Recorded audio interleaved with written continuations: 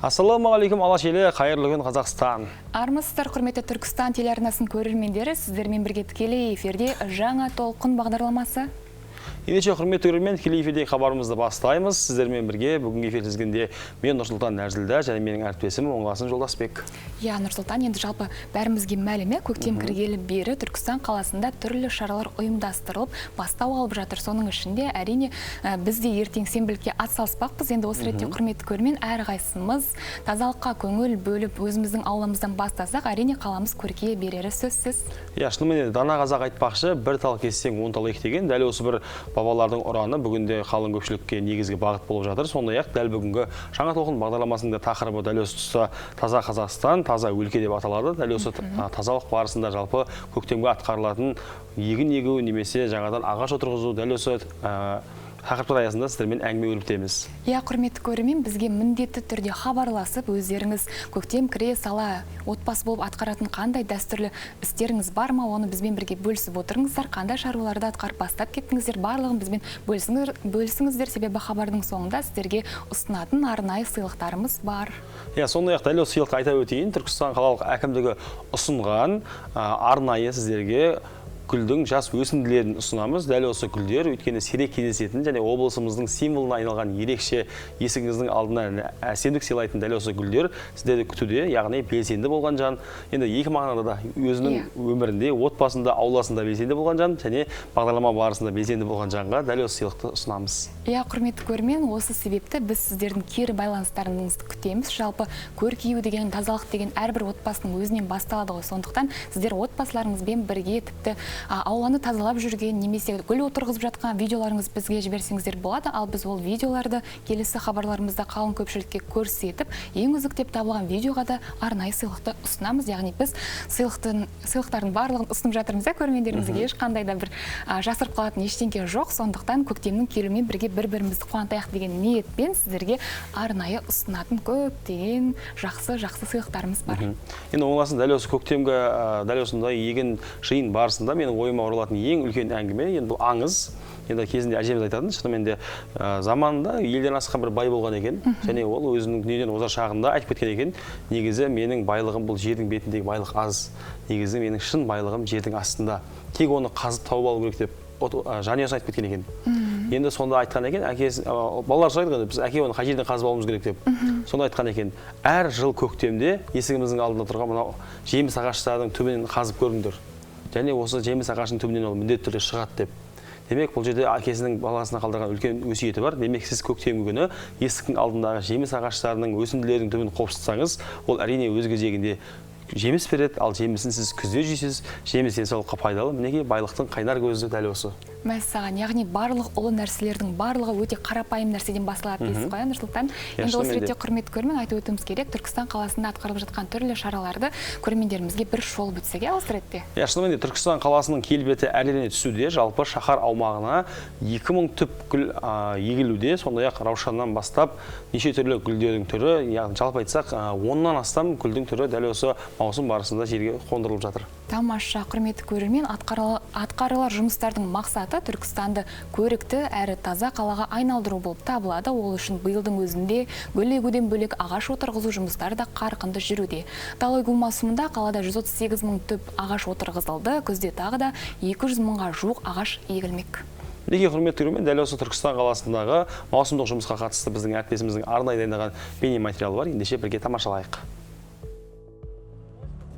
Жұмыс аумағына жүк көлігі келді. Техникаға тиелген герань сұрыпты гүлін мамандар таласа түсіріп жатыр. Өсімдік Бекзат Саттарханов даңғылына егілмек.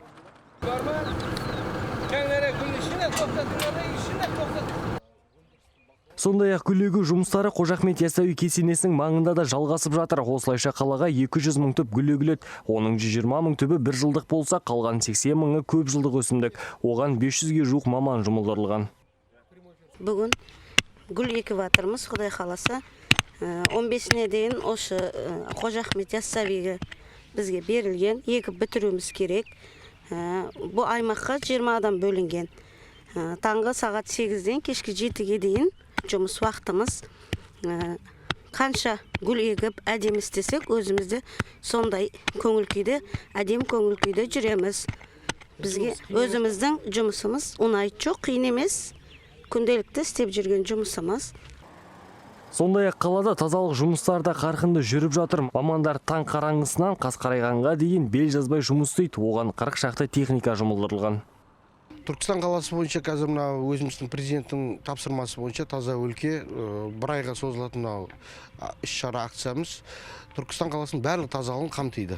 Күнделікті жұмыс таңғы сағат 8-ден кешкі сағат 7-ге дейін жұмысшылар күтіп баптау жұмыстары, суару жұмыстары, Түркістан қаласында бөлінген өз секторлар бар, тазалығын жүргізеді. Гүлдердің арасындағы арам шөптерін, күл қоқыстардан, өздерін тыңайтқыштар бар берілетін, егіп болған соң тыңайтқыштар беріледі.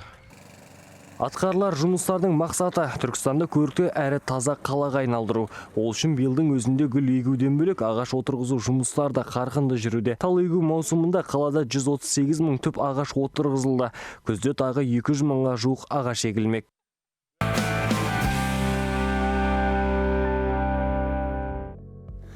Мінеке құрметті көрермен, біз жоғарыда атап өткендей Түркістан қалалық әкімдігі ұсынған дәл осындай есік алдына әрі беретін керемет гүлдер мінеке қолымызда тұр. Иә, құрметті көрермен, біздің бүгінгі сауалымызға өз пікірлеріңізді білдіріп, кері байланыс жасап отырыңыздар. Ең үздік деп табылған жауапқа тап осы петуния гүлдерін біз сыйлайтын боламыз. Ал осы гүлдер әрине сіздің аулаңыздың сәнін келтіріп көркіне көрік қосары сөзсіз. Иә, сондай-ақ алдағы уақытта да, алдағы апта, алдағы шығарылымда да біз сіздерге міндетті түрде дәл осындай табиғи өсімдерді сыйлаймыз. Дәл осы ақ көбелектер гүлі әрине сіздің кім-кімнің болсын ауласына ерекше әсемдік сыйлайтындығы белгілі. Иә, дұрыс айтасың Рустам. Енді жалпы осы көктем кіргеннен бастап негізі гүлдермен қоса біз неше түрлі жеміс-жидектерді, өсімдіктерді егіп бастайтынымыз да рас, иә? Иә, шынымен де оңасын 1 минут маған бере сал. Шынымен де салмағы оңай емес, астында топырағымен тұр.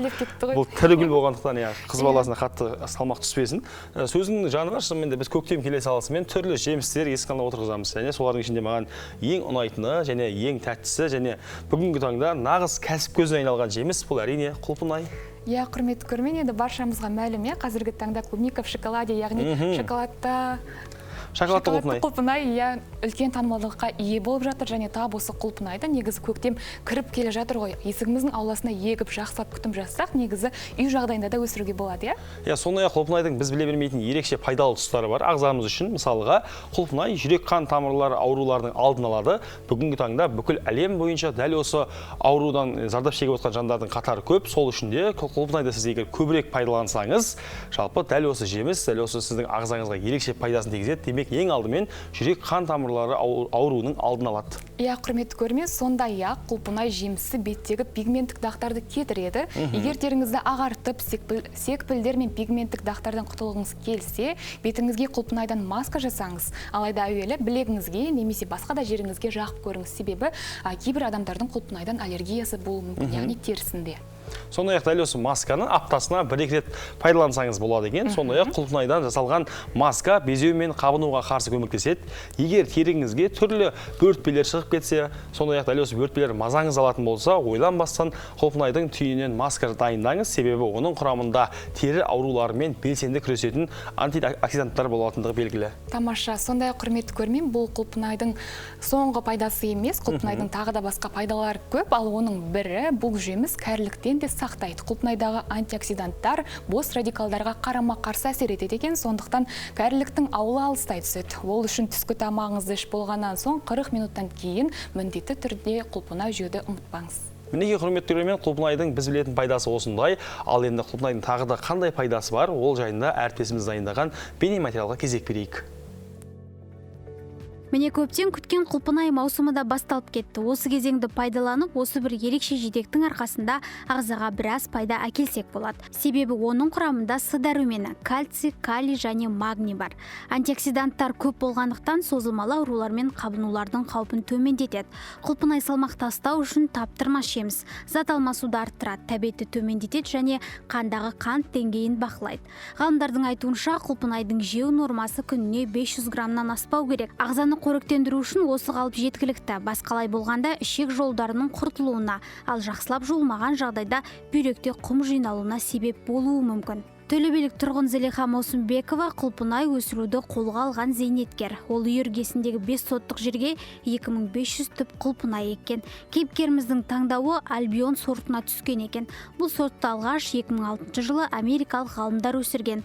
Альбионның басты ерекшелігі үздіксіз және ұзақ жылдар жеміс береді.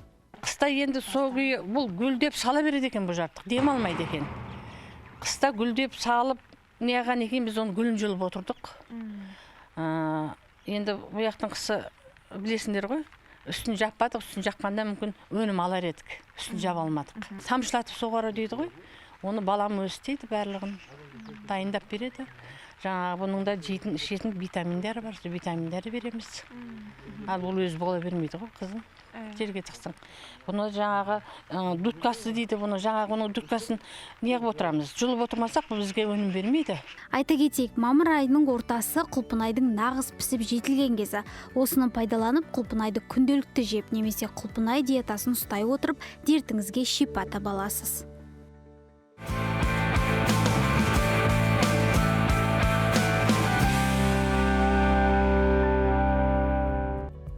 Тікелей эфирде хабарымызды әрмен қарай жалғастырамыз. Қымбатты көрермен, дәл осы көктемнің келісімен табиғат ананың босанатындығы, жалпы тіршілік егесе қайта іске қосылатындығы белгілі. Сол секілді Түркістан қаласында өтіп жатқан мәдени жиындар да, аспан астындағы ашық көрмелер де қайта іске кірісті. Иә, құрметті көрермен, көктемнің шуақты күнінің келуімен тек қана сыртқы емес, яғни ішкі мәдени шаралар да өз жұмыстарын жақсылап жалғастырып жатыр. Құрметті көрермен, осы ретте естеріңізге сала кетейік. Бүгінгі бағдарламамыздың зауалын тазалыққа арнап жатырмыз, яғни таза өлке, таза Қазақстан. Осы ретте өздеріңіз көктемнің кіруімен қандай жұмыстарды атқарып жатырсыздар, оны бізбен бірге бөлісуді ұмытпаңыздар. Себебі ең үздік деп табылған жауапқа, ең еңбекқор адамға біздің ұсынатын арнайы сыйлықтарымыз бар. Сондай-ақ дәл бүгін Түркістан қаласында орналасқан Керуен сарай көпсалалы кешенінде ашық аспан астында алтын қазына көрме өтіп жатыр екен. Оқушыларға арналған, оқушылардың алып келген дүниелерін көрсететін керемет көрме. Ендеше дәл осы мәдени жиын барысында біздің әріптесіміз Ажар Жұмағұлда жүр. Ендеше Ажарымызды біз тікелей эфирге шақырайық. Ажар, қайырлы күн, сен эфирдесің. Рахмет әріптестер, армысыз құрметті көрермен, біз дәл қазір Керуен сарай көпсалалы кешеніндеміз. Бүгін бұл жерде республикалық алтын қазына көркемдік сәндік қолданбалы өнер туындылар бойынша шығармашылық байқаудың облыстық кезеңі өтіп жатыр. Жалпы айта кетейік, бұл байқаудың негізгі мақсаты жастардың шығармашылық қабілеттерін дамыту және оларға рухани адамгершілік сынды құндылықтарды бойына сіңіру болып табылады. Айта кетейік, осы тұста жалпы бүгінгі байқауға 17 ауданнан 119 оқушы қатысып жатыр. Соның бірі Шымкент қаласына келген Батырбек Өтеп атындағы мектеп-интернатының оқушыларының алып келген өнер туындыларымен дәл қазір тікелей эфирде бірге танысайық. Сәлеметсің бе? Көңіл күйің қалай? Аты жөніңді айта кетсең. Аты жөнім Әлімбек Еркебұлан. Біз Түркістан облысынан келген, Батырбек Өтеп атындағы мамандандырылған өнер мектеп-интернатынан келген 8-ші сынып оқушысымын. Қандай туынды алып келдің бүгін? Өзім ағаш бұйым, қолөнер бұйымдарын алып келдім. Мынаны бәрін өзіміз Әсенбаев Бауыржан аға екеуміз бірге істедік. Мысалы қобыздан бірге істедік. Қобыздың басша Түркістан Қожа Ахмет Яссауи бейнеленген, аш жағы адамның отқаны, өзі қобыз бейнеленген. Бұл қазақтың киелі аспабы. Одан кейін мынаны бейнелесек, бұл күн мен ай бейнеленген тақтай. Бұның ақ бетін аударып, кесетіңіз кесіп, шабатыңыз шабуға болады. Көрермендерге былай көрсете кетсең. Осы тұста айта кетейік, дәл қазір осы көпсалалы кешен, яғни Керуен сарайға келсеңіздер, дәл осындай авторлық туындыларды көре аласыздар. Енді мұнда тек қана бір емес, бірнеше туынды, иә? Мысалы, мынау қанжарды 7-ші сыныпта істегенбіз. Осы ескизін түсіріп, ағашпен кердік, мынақтан күйдіріп, кертірдік. Мыналарды да 7-те істедік, ағашпен. Бұл жеміс-жидек салуға арналған. Мына ағашты істегенбіз. Бұл 8-ші сыныпта істедік, қаран бүркіт ретінде бейнеленген. Енді қолөнерге деген қызығушылық қашан оянды? Сол 7-ші сыныптан өзім қызығып бардым. Бауыржан ағайымыз үйретті, қызықтық. Қазір ағайымыздың арқасында кеп көрсеттік. сәттілік тілеймін. Алдағы уақытта дәл осы байқауда жеңіс тұғырынан көру, яғни республикаға өту берсін. Осы тұста қыздар да мұнда өздерінің материалдарын алып келген. Есіміңді аты жөніңді айта кетсеңіз. Менің есімім Сапар Алинкар. Мен Батырбек Өтеп мектебінен келдім. Мен 8-ші сыныбында оқимын. Мен бүгін өзіммен бірге өзімнің шұқма жұмыстарымды алып келдім. Мына жұмыста бізде шұқма пайдаланған, оған қолданылатын заттар бізде тоқыма жіп пайдаланылады, жүндер пайдаланылады боялған. Және де оны біз фильцеванияның инесі арқылы, шұқу арқылы жасаймыз. Бізде ең бірінші 7-ші сыныптан басталады. 7-ші сыныпта біз моншақтар жасаудан бастадық. Міне мына моншақтарды біз 7-ші сыныпта жасағанбыз. Және де бізде шашақпау. Бұл бізде тоқыма жіптен жасалған және бисерден. Ол ұршық үйіру арқылы жасалынған. Ұршық үйіру бізде ата-бабамыздан қалған. Біз соны жалғастырып, қазір үйреніп жатырмыз әлде де. Бізде тағы да жүндерден бұл киімдер бізде Айгүл дейтін қыздың топтамасы. Тамаша, Айгүлдің өзі таныстыра кетсін. Бұл жерде көріп тұрғанымыздай өте ерекше, яғни қазір өзіміз білетіндей этностиль қайтадан сәнге келіп жатыр ғой. Енді өзің толығырақ таныстыра кетсең. Саламатсыздар ма? Мен есімім Алмас Айгүл, 9-ші сынып оқимын. Батырбек Өтеп атындағы мамандандырылған өнер мектебінен келіп отырмын. Мен бұл жерде өзім 7-ші сыныптан бастап келген кезде осы жүнге қызықтым. Одан әртүрлі бұйымдар жасау, жаңағыдай әртүрлі бұйымдар жасап жатыр. Мен одан өзім қазақтың ұлттық киім, қазақ болғаннан кейін ұлттық киімдерді осылай жилетка, етігі бар, қалпақтары бар, солар жасауға көп өзімнің қызығушылығым артты. Және мен оны сол 7-ші сыныптан бастаған болатын.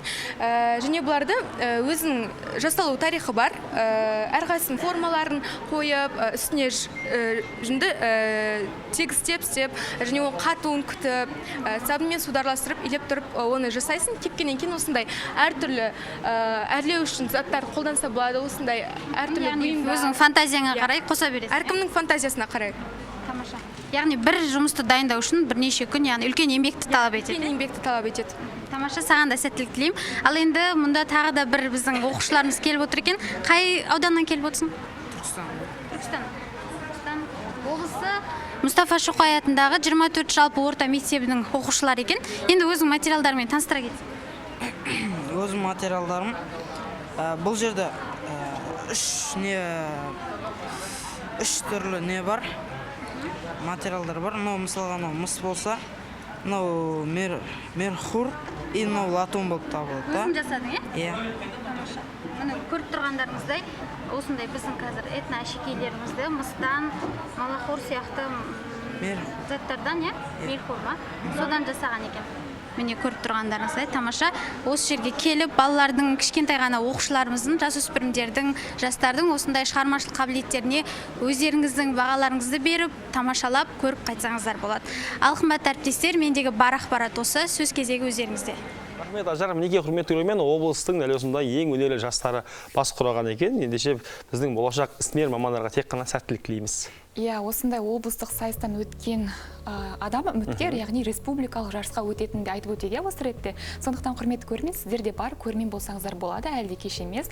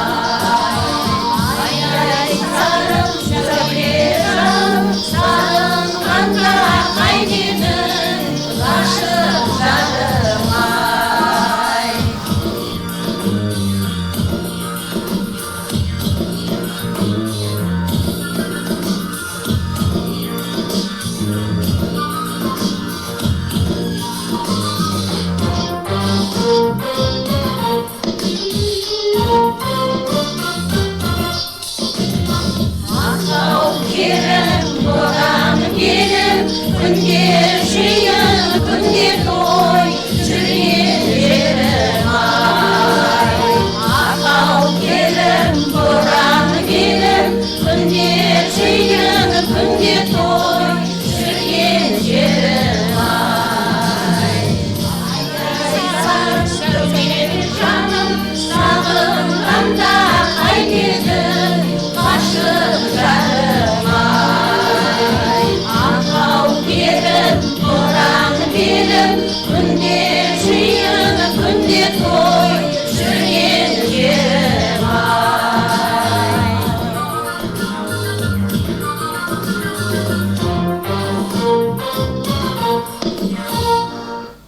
Бәрекелді, бәрекелді, тамаша. Мінекей құрметті көрермен, тікелей эфирде біздің студиямызға келіп, бүгін Кентаудан арнайы дәл осындай ақжалықты әжелеріміз келіп, нақтырақ айтсақ енді еңбек ардагерлер хорының бір топ ұжымы келіп осындай керемет көңіл күй сыйлады.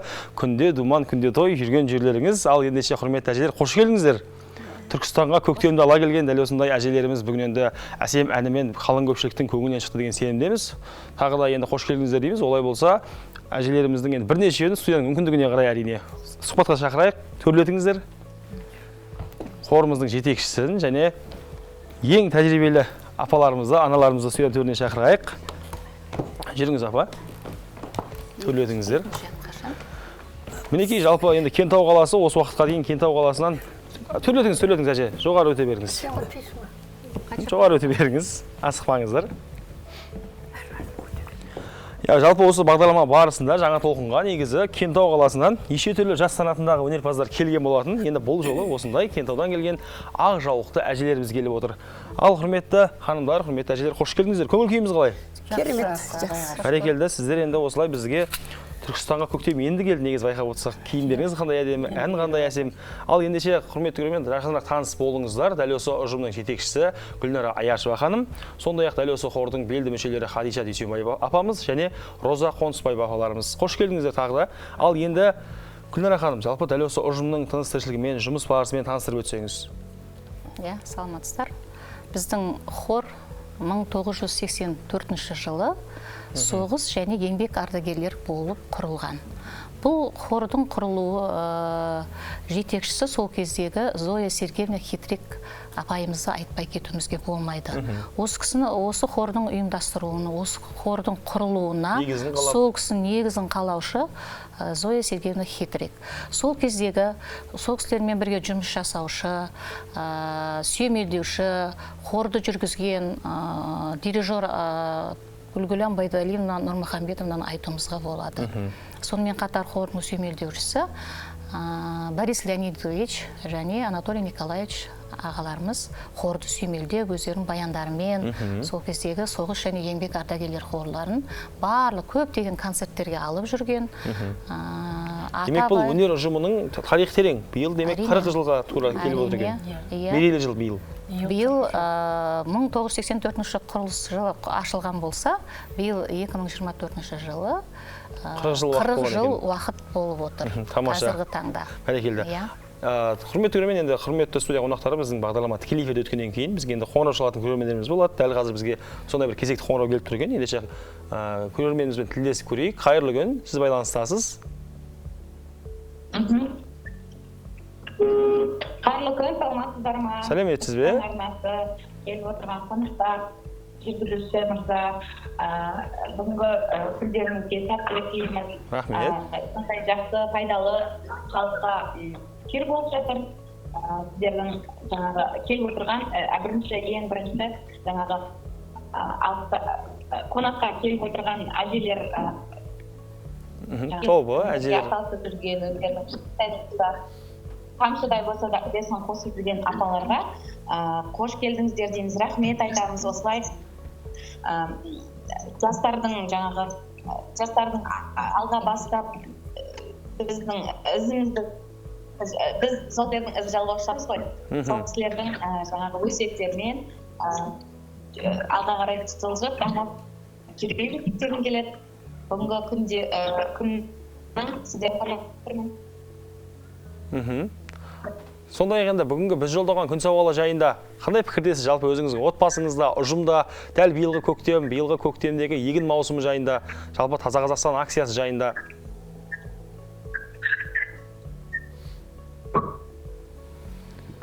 Я өзім жыл мезгілдерінің ішінде көктемді ерекше жақсы көремін. Өте сондай жылы мейрамдар өте көп, аналар мейрамынан басталып, алыстан мейрамынан басталып, жалғасын тауып біздің көгалдандыру, айналамызды гүлдендіру, табиғатқа қамқорлық, жаңағы жасау жұмыстары да жүріп жатады. Өзім 5 баланың анасымын, мектепте мұғаліммін. Тамаша. Біздің Отырар ауданында Мұхтар Әуезов жалпы орта мектебінде осыдан 2 күн бұрын тура осы тақырыпқа сол жерде менің оқушыларым қатысты, өздерінің оқушылар балаларын үлес қосатын үлестерін, пайдаларын мол екендігін көрсетті. Одан да ақпарат, жаңағы жан-жаққа ақпарат таратып, сіздердің арналарыңыз келген болатын. Сондықтан осындай ақпаратты жақсы жаңалықтардың болып жүре бергім келеді. Тамаша. 5 баланың анасымын, соның 3-еуін осы көктем мезгілінде босанғанмын. Содан кейін маған бұл мезгіл өте ерекше, жаныма жақын. Маған қуаныш сыйлайтын мерекелердің бірі. Сондықтан өзімізді күнделікті үйде мектеппен қатар жаңағы еңбектер өтіп жатыр, іс-шаралар өте көптеп өтіп жатыр тура осы жылы. Сондықтан мынау айналада болып жатқан табиғат апаттарына қарамастан, сонымен қатар жаңағы табиғатты қорғау, гүлдендіру, көгалдандыру мақсатында қоғамдағы жасалып жатқан белсенді жұмыстарға атсалысқымыз келеді. Қандай да болса да үлесімізді қосқымыз келеді. Үйде де күнделікті бөлме гүлдерін баптап күтуде де, есіктің алдына розаларымызды отырғызып, жеміс ағаштарымызды бастап кеттік. Енді жемістер егеміз, жаңағы көкөністер егеміз дегендей. Бәрекелді. Біздің жаңағы күнделікті жұмысымызда да үйімізде, тіршілікте де бұл табиғат емес, алыс емес бізге. Енді құрметті көрермен, білдірген пікіріңіз үшін алғыс білдіреміз әрине. Отырар ауданынан, демек Мұхтар Әуезов мектебінің ұжымына біз әрине сәлем жолдаймыз. Біз қашанда осындай тығыз байланыстамыз, шығармашылық ұжым екенін білеміз. Сіздің есіміңіз? Менің есімім Тұрсынбаева Гүлайна. Гүлайна ханым, рахмет, алғыс білдіреміз. Сол мектепте ағылшын мұғалім. Бәрекелді. Ұлыларды тудырған мекен Отырарға Түркістанның жалын сәлемін қабыл алыңыз дейміз. Мінекей құрметті көрермен, дәл осылай біздің Гүлайна ханым секілді өздеріңіздің пікірлеріңізбен бөлісе отырыңыздар. Тікелей эфирде біз сіздердің қоңырауларыңызды асыға күтеміз. Ал құрметті студия қонақтары, әрмен қарай әңгімемізді жалғастырайық. Мінекей Отырардан біздің көрерменіміз хабарласып отыр, дәл осы биылғы көктемнің маусымдық жалпы енді жаңағы бүкіл қазақстандық акция жайында өз пікірін білдіріп жатыр. Енді біз әрмен қарай осы ұжыммен танысуды жалғастырайық. Енді осыдан 40 жыл бұрын іргетасы қаланған ұжым бүгінде қаншама дәл осындай өнерлі аналарымыздың, өнерлі әжелеріміздің басын қосқан ұжым. Бүгінде жалпы құраммен таныстырып өтсеңіз. Негізі хор қазіргі уақытта 40 жыл болып отыр ғой. Бұл хордың ұжымның ішінде, хордың құрамында көп ұлтты бізде хорымыз. Атап айтар болсақ, қазақ, орыс, Корей халқының ұлтынан келген апаларымыз да ән айтады, қазақша әндерді орындайды. Тамаша. Гректер де болған кезінде. Грек халқының әншілері де біздің хордың ішінде болған. Біздің хордың репертуарына келетін болсақ, репертуар өте үлкен ауқымда. Барлық ұлттың әндерін айтамыз. Сонымен қатар біздің патриоттық әндерде орындалады, классикалық әндерде орындаймыз, өзіміздің халық әндеріміздің, қазақ халқының халық әндері де өздеріңіз тыңдап отырғандай репертуарымыз өте бай, бәрі өте сондай қуанышты, көңіл жаймен әндерді орындайды, жақсы. Бәрекелді. Ал енді біз әжелеріміз әңгіме тартайық. Құрметті апалар, енді жаңа айтып жатырмыз ғой, әркім әртүрлі салада қызмет еткен болуы мүмкін. Ең соңында осылай зейнет жасынан шыққаннан кейін белгілі бір ұжымда бас қосып жатсыздар. Негізі осы уақытқа дейін бір музыкалық бағытта кәсіби маман алған білімдеріңіз бар ма негізі? Бұл табиғи дарындарыңыз ба әлде?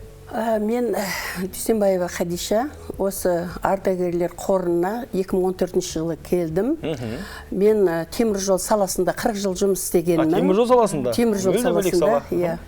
пенсияға шыққаннан кейін өз орнымды тауып, осы қорға келіп, 10 жылдан бері осы өзіміздің мына коллективпен бірге қорда жақсы неше түрлі өлеңдерді айтып жүрген жайымыз бар. Өзімнің жетекшім Гүлнара Аяшеваға үлкен рахметімді айтамын.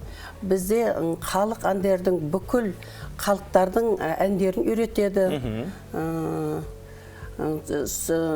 Демалыстарға шығып тұрамыз, саяхатқа шығып тұрамыз, бас қосып тұрамыз.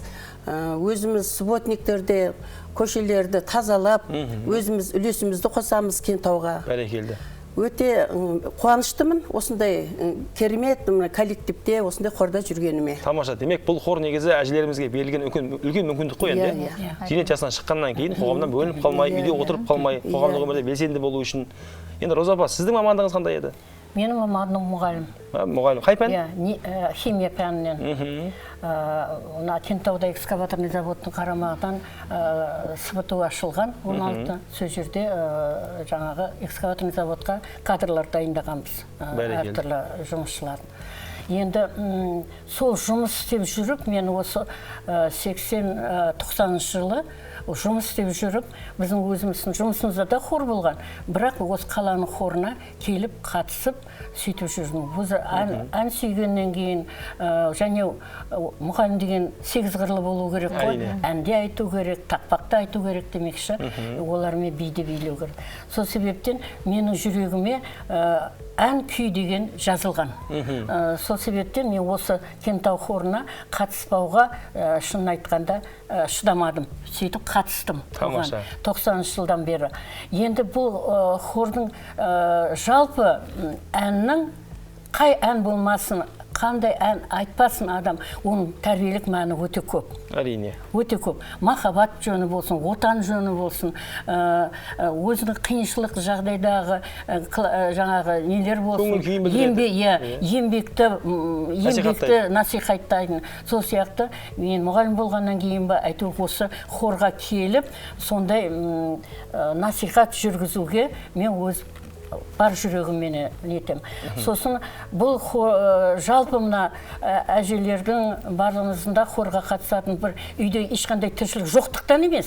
Бар, бірақ өз көңіліңді көтеріп, басқаға көңіл күй сыйлау, оның үстіне ол денсаулыққа өте пайдалы. Өйткені біздің жасымыз келгенше бронхы дейді ғой, сондай не бар, осы дем қалай алу керек, қалай өкпемен жұмыс істеу керек, нету керек, осының барлығы бізде Гүлнар апайымыз үйретіп, ал хорға барлық жаңағы ұйымдастыру жөнінде, оның жетістігін жаңағы әртүрлі жалпы нелерді киіндіру, жаңағы ұйымдастыру, ол жаңағы Райгүл апамыз, Райгүл Талаповна ұйымдастырушы, жетекшіміз Гүлнар Маслихат қызы.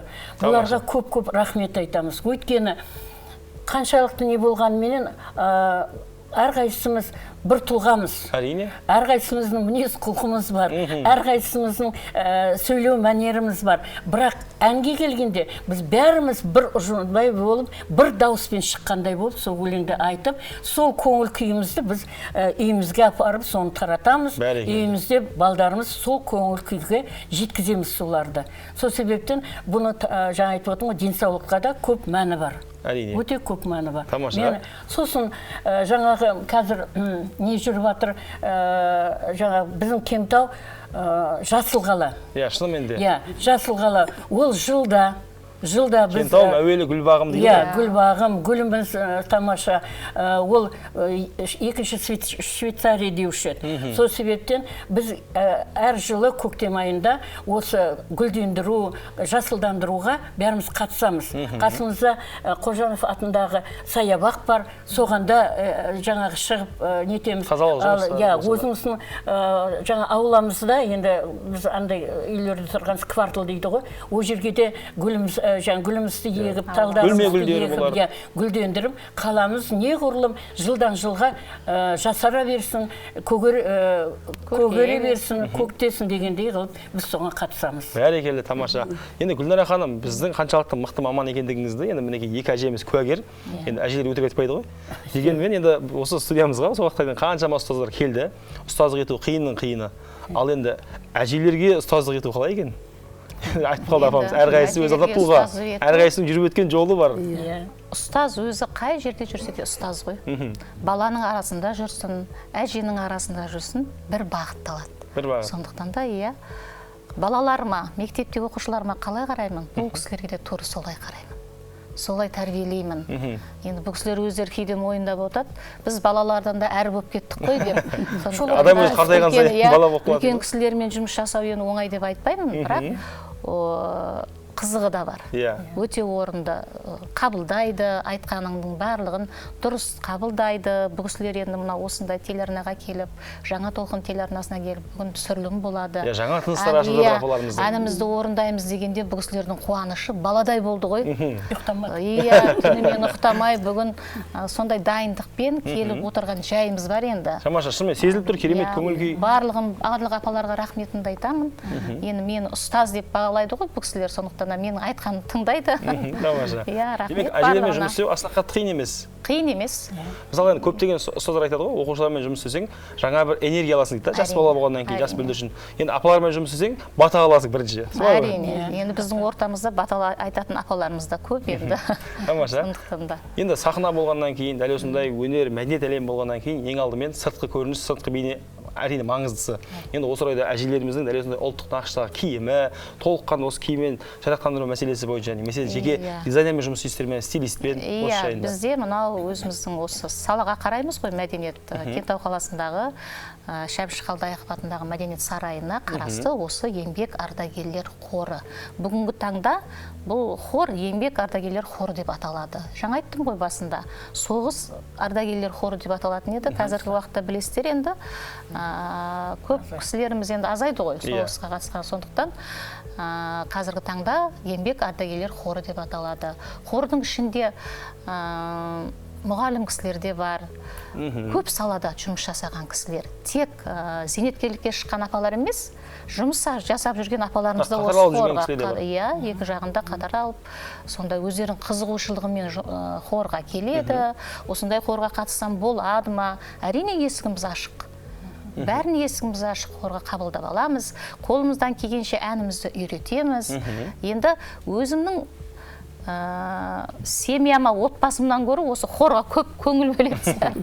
Сондықтан да апаларым дені сау болсын, отбасылар аман болсын, ұзақ жасасын, осындай біздің халқымызды осындай керемет әсем әуендермен шалықтатып жүрсін. Осындай көктемнің керемет күнінде апаларыма тек жақсылықтар тілеймін. Тамаша. Не деген керемет ұжым, ұстазы шәкіртіне риза, ұстазы шәкіртіне риза. Өте тату-татты ұжымбыз біз. Тамаша.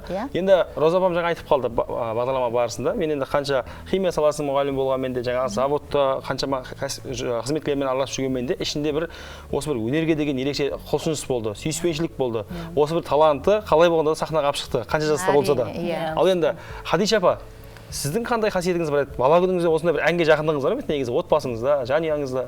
Менің негізі әнге жақындығым жоқ. Мен теміржол саласында істегенмін. Бірақ осы кісілерді көріп қызығып, мен де осы кісілердің қатарында жүрейін деп келген жайым бар. Болмасаң да ұқсап бақ? Иә, болмасаң да ұқсап бақ деп, әзір талай өлеңдер үйреніп, осы ортада жүрмін. Тамаша.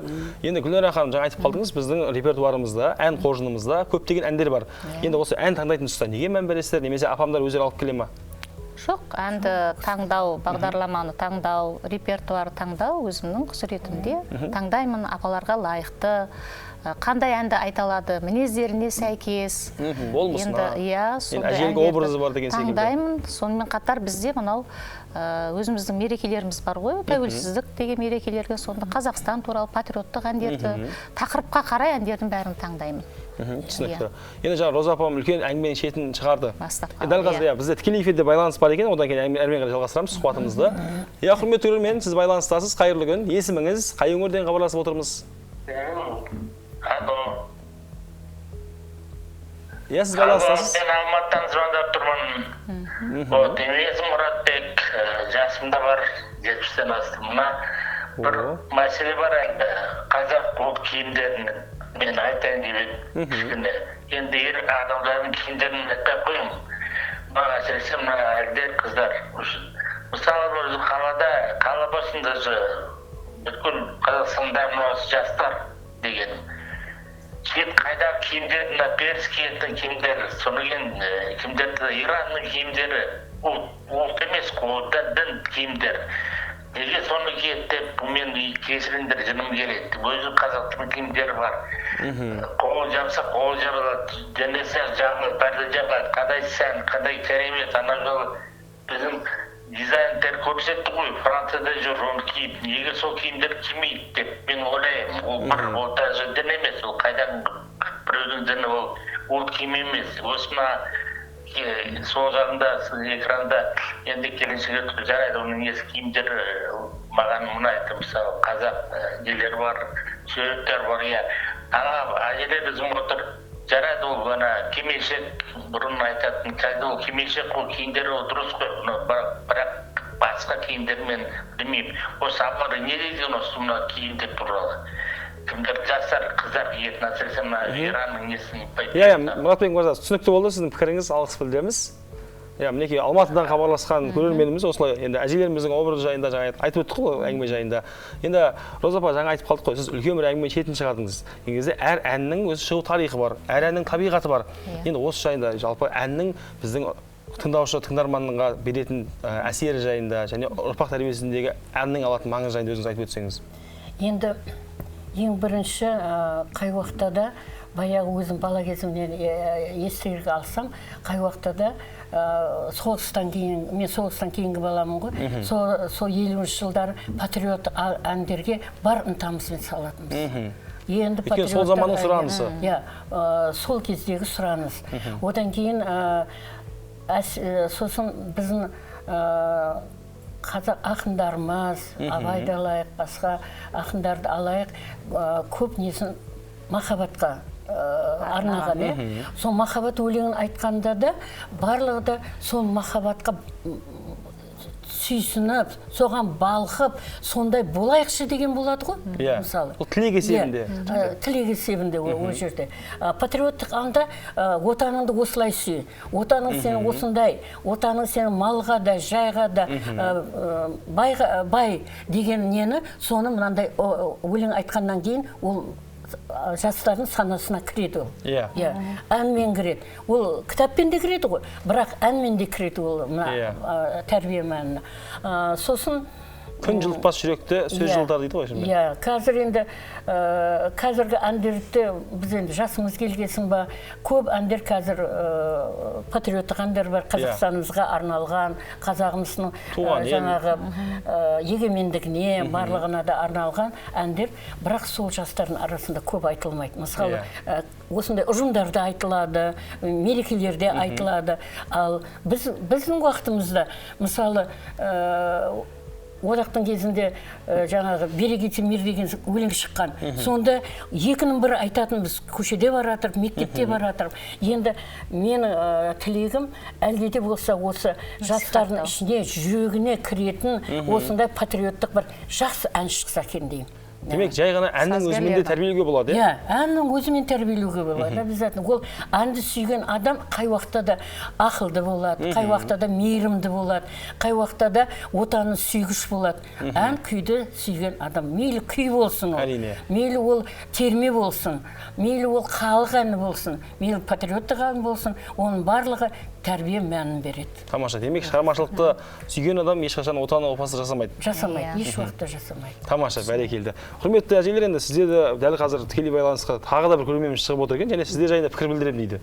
Кентаудан келіп отырған әжелеріміз жайында пікір білдірмекші екен. Олай болса, қайырлы күн, құрметті көрермен, сіз байланыстасыз. Саламатсыздар ма? Сәлеметсіз. Кентау қаласынан хабарластырмын, әжелерді көріп өте қуанып отырмын. Жерлестеріңіз. Иә, мынау жаңа айтып жатсыздар, 84-ші жылы құралған жаңағындай Кентаудағы әжелер қоры деп, яғни 40 жылдық мерейлі тойларыңызбен құттықтаймын. Осындай мен өзім ойлаймын мына әдемі қарапайым деп мына әжелерге қарап отырсам мына кимешекте әдемі әңгіме айтып өзінің енелеріне қыздарына үлгі болып отыр деп өзім ойлаймын кейінгі жастарға.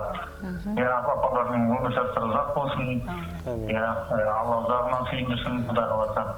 Енді жақсылықта жолға берейік, осындай Кентаудың артын осындай әжелер қоры болып, атын шығара беріңіздер. Мынау бүгінгі күн салонына келетін болсақ, таза өлке, мынау кешегі президентіміз жақсы бастап кетті ғой. Мынау Қазақстан бойынша қазір таза өлке, жаңағы тау егу деген сияқты. Қаласа мен де мынау Кентауды өзім жақсы көремін. Мынау жаңа әжеміз жақсы айтып кетті, Кентау кіші Швейцария деп айтылады. Кентаудың тазалығы, талдарының көптігі, таза ауасы өте маған өзіме ұнайды. Мен өзім ойлаймын, тағы да жастарымызда қазақта жақсы сөз бар ғой, бір тал кессең 10 тал екпен. Ол сияқты қазір жақсы тал егудің науқаны басталып кетті. Әрбір жас балалар осындай тал егіп, өздерінен кейін қарындастарына үлгі болса деймін. Еліміз тыныш, отбасымыз аман болсын, президентіміз аман болсын, әжелерге Алла өмір берсін, арттағы қыз-келіншектерге, немере шөбере балдарыма үлгі болып, жақсы жағынан көріне берсін деймін. Рахмет. Бәрекелді, алғыс білдіреміз. Мінекей Кентаулық тағы бір азамат осылай өздеріңізге алғысын білдіріп жатыр. Енді құрметті әжелер, құрметті аналар, бағдарламамызға келгендеріңізге алғыс білдіреміз. Әрине сіздермен таңды таңға жалғап, ұлттық тәрбие жайында қаншама әңгіме айтуға болады. Бірақ алдағы уақытта біз қайта күтеміз міндетті түрде. Енді Гүлнара ханым, соңғы сұхбат барысында соңғы сұрақ болсын. Дәл осы әжелер ансамбліне қосылу үшін, жаңағы еңбек қорына келіп мүше болу үшін, енді біз көріп отырған қаншама әжелер бар шығар, қаншама егде жастағы аналарымыз бар шығар, немесе жаңағы енді бірнеше жылдық еңбек өтілі бар. Алдағы уақытта осы әжелеріміздің қатарына қосылғысы келетін жандар бар шығар. Иә. Қандай? Ондай кісілер болса, біздің есігіміз ашық. Біз еңбек ардагерлер қоры, аталар болса да болады. Кентау қаласы, Шәмші Қалдаяқов атындағы мәдениет сарайында біз жұмыс жасаймыз. Сол жерге келсе болады. Аптасына 2 мәрте хор өтіледі. Есігіміз ашық, келем деген апа көкелерімізге біз күтеміз сіздерді. Хорға келіңіздер. Кентаудың айналасында тұратын адамдар кетесін. Бізде Атабайдан келеді. Жалғыз Кентау емес. Қақас ұлтына. Сол аптасына 2 рет Атабайдан келеді. Демек, заман құрдастарымен осылай шүйіркелес бас қос. Әрине. Бұл кісілер асығат хорға келуге. Керемет көңіл күймен үйлеріне сондай шаттықты алып барады хордан. Ән айтады. Хорда тек ән ғана емес, біз билейміз хорда. Тамаша. Қазір оның бір куәсі боласыздар. Біз ән орындаймыз, соны билеп көрсетеміз. Сондай тағы бір нәрсе қоса кетейін. Егер шынымен де сіз әнге жағыңыз жақын болмаса да, басқа саланың өкілі болсаңыз да, Хадиша анамыз секілді, осы топқа келіп, өзіңіздің келесі бір қырыңызды ашсаңыз болады. Солай ғой? Әрине. Тамаша. Ал енді сіздерге алғыс білдіреміз. Еңбектеріңіз жеміс тілейміз, өмір жастарыңыз, денсаулықтарыңыз мықты болсын, ұзақ болсын дейміз. Енді студиямыздың келесі бөлігінде сіздердің кезекті бір өнерлеріңізге біз куә болуға дайынбыз. Ендеше сәттілік тілейміз. Кентаулық дәл осындай өнерлі әжелер, қымбатты көрермен, тікелей эфирде сіздер үшін тағы да өнер көрсетеді. Сәттілік тілейміз, алғыс білдіреміз.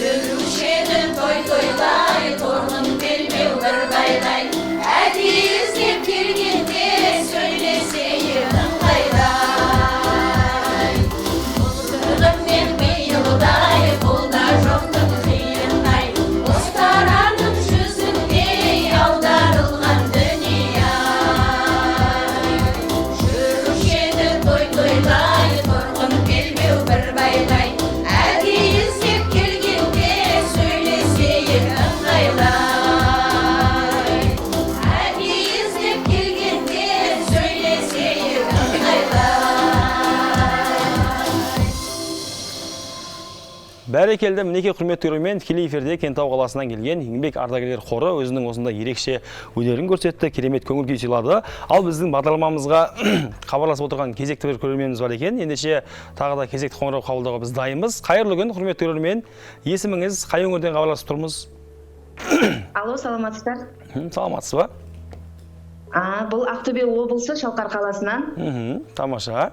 Есіміңіз? Күндеріңізге сәттілік. Бүгінгі есімім Гүлдана. Қуаныштымыз Гүлдана ханым. Сіздерге мынау жұмыстарыңа табыс тілеймін. Өте бүгін сіздердің бағдарламаларыңызды ылғи қарап отырамын. Гүлдана ханым, енді жалпы Ақтөбедегі хал-ахуалды енді бүкіл Қазақстан қазір естіп біліп отырмыз. Енді біздің көңіліміз абыржулы, жалпы ауыл ел аман ба? Ауыл еліміз аман, жақсы, шүкір, барлығы жақсы. Кішкене қиындықтар болып жатыр, арты жеңілдігін берер. Әрине біз енді біздер мынау Түркістан оңтүстік өңірі бізге өте танымал, ол жақтың көгалы, ояқтың жаңағы жемісі, жалпы өте керемет қой бақшалары. Сол жайында айтып жатқаным, біз жақта ондай керемет жағдай, көгалдандыру жағы онша керемет болмаса да, бірақ өзіміз қолымыздан келгенше барлығын жасап жатырмыз. Тамаша. Енді Гүлдана ханым, жалпы сіздің есіңіздің алдында өсімдік ағаштары, жеміс ағаштары бар ма негізі? Гүл, бау-бақша болсын? Бар, шамамыз келгенше өсіреміз, бірақ енді сендердікіндей, оңтүстіктікіндей керемет болмағанмен барымызша жасаймыз, көгалдандырамыз қолымыздан келгенше. Тамаша. Гүлдана ханым, мінекей бүгін біздің алдымызда дәл осындай өзіңіздей белсенді болған көрермендерімізге арнайы Түркістан қаласы әкімдігі ұсынған осындай табиғи гүлдер бар. Дәл осы гүлді біз Ақтөбеге жөнелтуіміз мүмкін. Өте күшті, керемет екен. Дәл осы Түркістанның сәлеміндей болған осы ақ гүлдерді сізге жолдасақ, Ақтөбеден күтіп аласыз ғой, Күтіп аламыз. Тамаша. Ендеше алғыс білдіреміз сізге. Күніңіз сәтті өтсін. Рахмет. Сіздерге де алғысым шексіз. Тамаша. Мінеке құрметті көрермен, осылай Ақтөбе облысынан хабарласқан көрерменіміз оңтүстіктің ерекше табиғатының енді алған әсерімен және оңтүстік табиғатының артықшылығын айтып жатыр. Сондай-ақ енді біздің дәл осы Түркістан облысы тұрғындарының тағы бір артықшылығы ол әрине еңбексүйгіш халқы және не ексең де жаңағы шыбық қадасаң шынар болып өсетін керемет құнарлы жері бар екені баршамызға белгілі. Дәл осындай халқы еңбексүйгіш, жұрты қашанда тынбайтын тағы бір аудандардың бірегейі, өзінің ақ алтынымен танымал Жетісай ауданы баршаңызға белгілі. Дәл осы Жетісай ауданында осы республикалық акция қарсаңында қарап қалып жатқан жоқ. Ендеше дәл осы Жетісай қаласы жайында арнайы дайындалған бейнематериалға кезек берейік.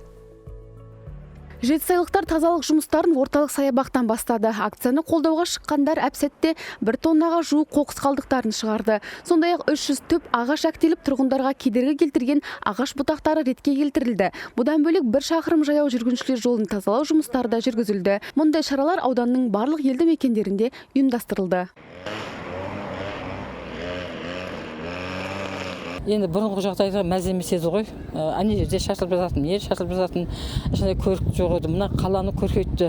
Аллаға шүкір, мынау жаңа бұл да болса мынау жаңа әкіміміздің несібесі шығар. Мынау керемет болып тұр енді. Бізге мынау жаңа Астананы алып келгенмен бірдей. Сонымен қатар аудан әкімі жауапты сала басшылары мен құқық қорғау орган қызметкерлері күнделікті қала көшелерін жаяу аралап жүр. Санитарлық тазалық пен ретсіз сауда нүктелеріне, қызыл сызыққа шығып кеткен құрылыс нысандарына тексеру жұмыстарын жүргізуде. Мақсаты қоршаған ортаны таза ұстаумен қатар заңсыз саудамен айналысатын көліктер мен жаяу жүргіншілердің қозғалысына кедергі келтіретін нысандардың иелеріне түсіндірме жұмыстарын жүргізу. Тазалық бұл бір күндік, я болмаса бір айлық шара емес. Бұл негізгі акцияның мақсаты тазалыққа деген халықтың санасын бетбұрыс жасау. Өйткені тазалық иманның жартысы, денсаулықта тазалықтан болады. Сол себептен де күнделікті жүйелі түрде жұмысты ұйымдастыруды қолға алып жатырмыз. Айта кетейік, бүгінгі шараға ауданның ерікті жастары мен қоғам белсенділері, тазалық жұмысына жауапты мамандар мен мемлекеттік қызметшілер жұмылдырылды. Жетісай ауданында акция аясындағы жұмыстарды сапалы ұйымдастыру үшін жұмыс жоспары бекітіліп, түрлі тақырыптарда сенбіліктер мен плогингтер ұйымдастыру жоспарлануда.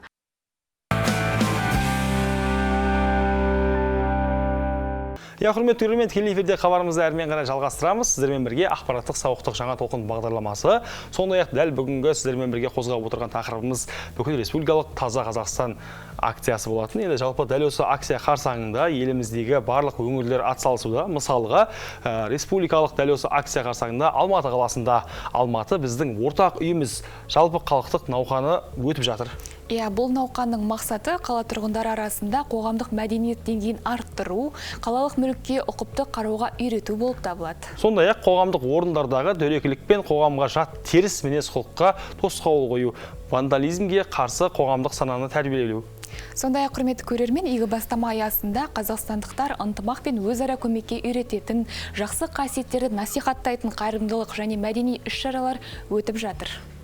Мінекей құрметті көрермен, дәл осылай енді Алматы қаласындағы акцияның негізгі мақсаты осындай. Жалпы әр өңірде де ең бастысы табиғат ананы аялау, өзімізге таза саф ауа тудыру, сондай-ақ енді өсімдіктің бізге беретін пайдасы мол. Ешқашанда сол үшін де әр үйде менің ойымша кем дегенде міндетті түрде 1-2, кем дегенде әрине жеміс ағашы табылу керек. Иә, дұрыс айтасың Нұрсұлтан. Құрметті көрермен, тағы да естеріңізге сала кетейік. Бүгінгі бағдарламамыздың сауалын туған өлке, таза Қазақстан деп арнап жатырмыз. Яғни сіздер үйлеріңізде қандай жұмыстарды атқарып жатырсыздар көктемнің келуімен орай? Мүмкін біреулеріңіз жеміс жидек, біреулеріңіз гүл егіп жатқан боларсыздар, осымен бөлісіп отырыңыздар. Ал ең үздік деп табылған жауапқа біз петуния сортындағы гүлді сыйлайтын боламыз. Ал құрметті көрермен, дәл қазір енді біздің әріптесіміз Ажар Жұмағұл өздеріңіз білетіндей қаламызда болып жатқан мәдени іс-шаралардан тікелей эфирде хабар тарататындығы белгілі. Сондай-ақ дәл қазір Ажар енді қаламызда орналасқан Фараб кітапханасында екен. Дәл осы ғылыми әмбебап кітапхана залында түркістандық танымал ақын Алтыншаш Жақиянованың шығармашылық кеші өтіп жатыр. Ендеше біз дәл осы жыр кешінен, шығармашылық кештен тікелей байланысқа Ажарды шақырайық. Ажар, сен эфирдесің, сөз кезегі өзіңде. Рахмет әріптестер, армысыз құрметті көрермен. Киелі поэзия әлемінде өзіндік үн, өзіндік бояу, сырлы да нәзік өлеңдермен оқырман қауымын елең еткізіп жүрген республикаға танымал ақын жазушы Алтыншаш Жұманқызы Түркістан облысының түлегі. Бүгінде Алтыншаш ұстазымыз жалпы Абзал ана, Абзал аяулы жар, алты немеренің әжесі. Осы уақытқа дейін 30-дан аса ән сөзінің авторы атанған. Жалпы бүгін Фараб кітапханасында танимысың түлегіңді, Түркістан танимысың түлегіңді атты Алтыншаш Жұманқызына арналған шығармашылық кеш өтіп жатыр. Және осы кеш туралы толығырақ бүгін Фараб кітапханасындағы бұқаралық көрмелік іс-шаралар секторының меңгерушісі Пернегүл Сейтбекқызын өзінен сұрап көрсек. Көңіл күйіңіз қалай? Сәлеметсіздер, армысыздар. Әрине бүгін көңілді күн. Біз сәуір айының 12-сі күні Алтыншаш Жақиянова апамыз, ақын апамызды арнайлап әспеттеп күтіп алдық. Өйткені ол кісінің бүгін үлкен мерей тойы, 3 кітаптың авторы, қаншама кітаптың авторы. Әрине бүгін біздің киелі Түркістанда рухани бай Фараб кітапханасында апан сені сағындым, самал лебізі, тағы да 3-ші кітабының тұсауы кесерлі көңіл назы деген 3 кітаптың тұсауы кесілді. Әрине біз сол шараны осы көрменің алдында көрмемен кітаппен таныстырудан бастадық. Ішіндегі әдемі өлеңдерін мектептің оқушыларына оқыттық. Керемет ол кісінің 30-ға жуық әндері бар, сөзіне жазылған. Сол әдемі әнмен, әндерім-ай әніменен осында кәдімгі қазақтың қара домбырасымен әнімізді шырқап, өлеңімізді оқып алып, сосын барып үлкен сахнаға барып, біз апамызбен шығармашылық кешін аштық. Бұнда әрине апамыздың жазған ақиқаттың аңызы деген үлкен поэмасын біз постановкасыменен әдемі композиция жасадық. Бұл әрине Түркістан қаласының әдемі жоғары сынып оқушыларынан құралған композиция болды. Екінші композиция махаббат сахнасында, бұл кісі өте керемет махаббат сахнасында өлеңдер жазған. Соған Қазақ-Түрік университетінің өнер факультетінің студенттерін біз сахна төріне шығарып, тағы да композиция жасадық. Әдемі тағы да ары қарай композициямен жалғасып жатыр. Шыт көйлек деген өлеңіне де композиция жасап қойдық. Қазір ол ары қарай жалғасын табуда. әрине бүгінгі біздің іс-шарамыз өз мәресіне жетеді деген ойдамыз. Дәл сіздер қазір маған осы іс-шараның үстінде сұхбат алып жатсыздар, прямой эфир деп жатсыздар. Сондықтан бүгінгі әдемі кешті ары қарай бірге көріп тамашалауға сіздерді шақырамын. Тамаша. Енді Пернегүл ханым дәл осы орайда тікелей эфирде өзіміз көріп тұрғандай, сіздер кез келген ақын жазушыға, кез келген өнер адамына үлкен дайындықпен қарайтындарыңызды көруге болады. Мұнда өзіміз көріп тұрғандай, тамаша бүгінгі біздің кештің басты қонағы, басты кейіпкері Алтыншаш апамыздың бүкіл туындылары, кітаптары осы жерде тұр. Енді осы орайда алдағы уақытта тағы қандай өнер адамдарының шығармашылық кеші өтеді? Бізде бүгін 12 сәуір күні сағат 15:00-де, сағат яғни 3-те Әбділда Аймақтың 70 жылдық мерейтойына еске алу кешін өткіземіз. Ол апталық. Апталық кешті біз Ордабасы ауданы Ынталы ауылынан бастадық. Туған өлкесі, туған жерінен. Онда барып Қазақстан Республикасының белгілі композитор, сазгер, ғалым Бекжігіт Сердәлі ағамызды, сосын өздеріңізге белгілі теле жүргізуші, журналист Роза Нарымбетова апайымызды, және өздеріңізге белгілі Түркістан облыстық жазушылар одағының төрағасы Айдар Сейдазымды, Оңтүстік Қазақстан газетінің тілшісі Бауыржан Ерманды алып, әрине барып, елімен, бауырларымен жолығып, Бектаев атындағы мектепте кездесу ұйымдастырып, көкеміздің басына барып, Құран бағыштап қайттық. Бұл апталық бүгінгі сол 8 күні, 9 күні мектептерге сол кісінің өлеңдерінен сайыс өтті. 10 күні конгресс холлда үлкен композиция өтті. Және бізде Қуаныш базарында біздің өздеріңізге белгілі ашқан өзіміздің осы Фараб кітапханасының филиалы бар. Сонда сұрақ жауаптар болады. Бүгін соны түсіріліміне кетті. Сағат 3-те біз Әбділда Аймақтың қорытындысын береміз. Соның құрметті қонағы болыңыздар, бірге осы кешімізді бірге тамашалайық. Рахмет Пернегүл ханым, сізіңізге тек қана сәттілік тілейміз. Қымбатты көрермен, рухани кемелденетін Фараб кітапханасындағы іс-шаралар бұнымен тоқтамақ емес. Сондықтан да алдағы уақытта дәл осындай рухани кештерге келіп шығармашылық сусындап қайтуға мүмкіндіктеріңіз бар. Қымбатты әріптестер, мендегі бар ақпарат осы, сөз кезегі өздеріңізде.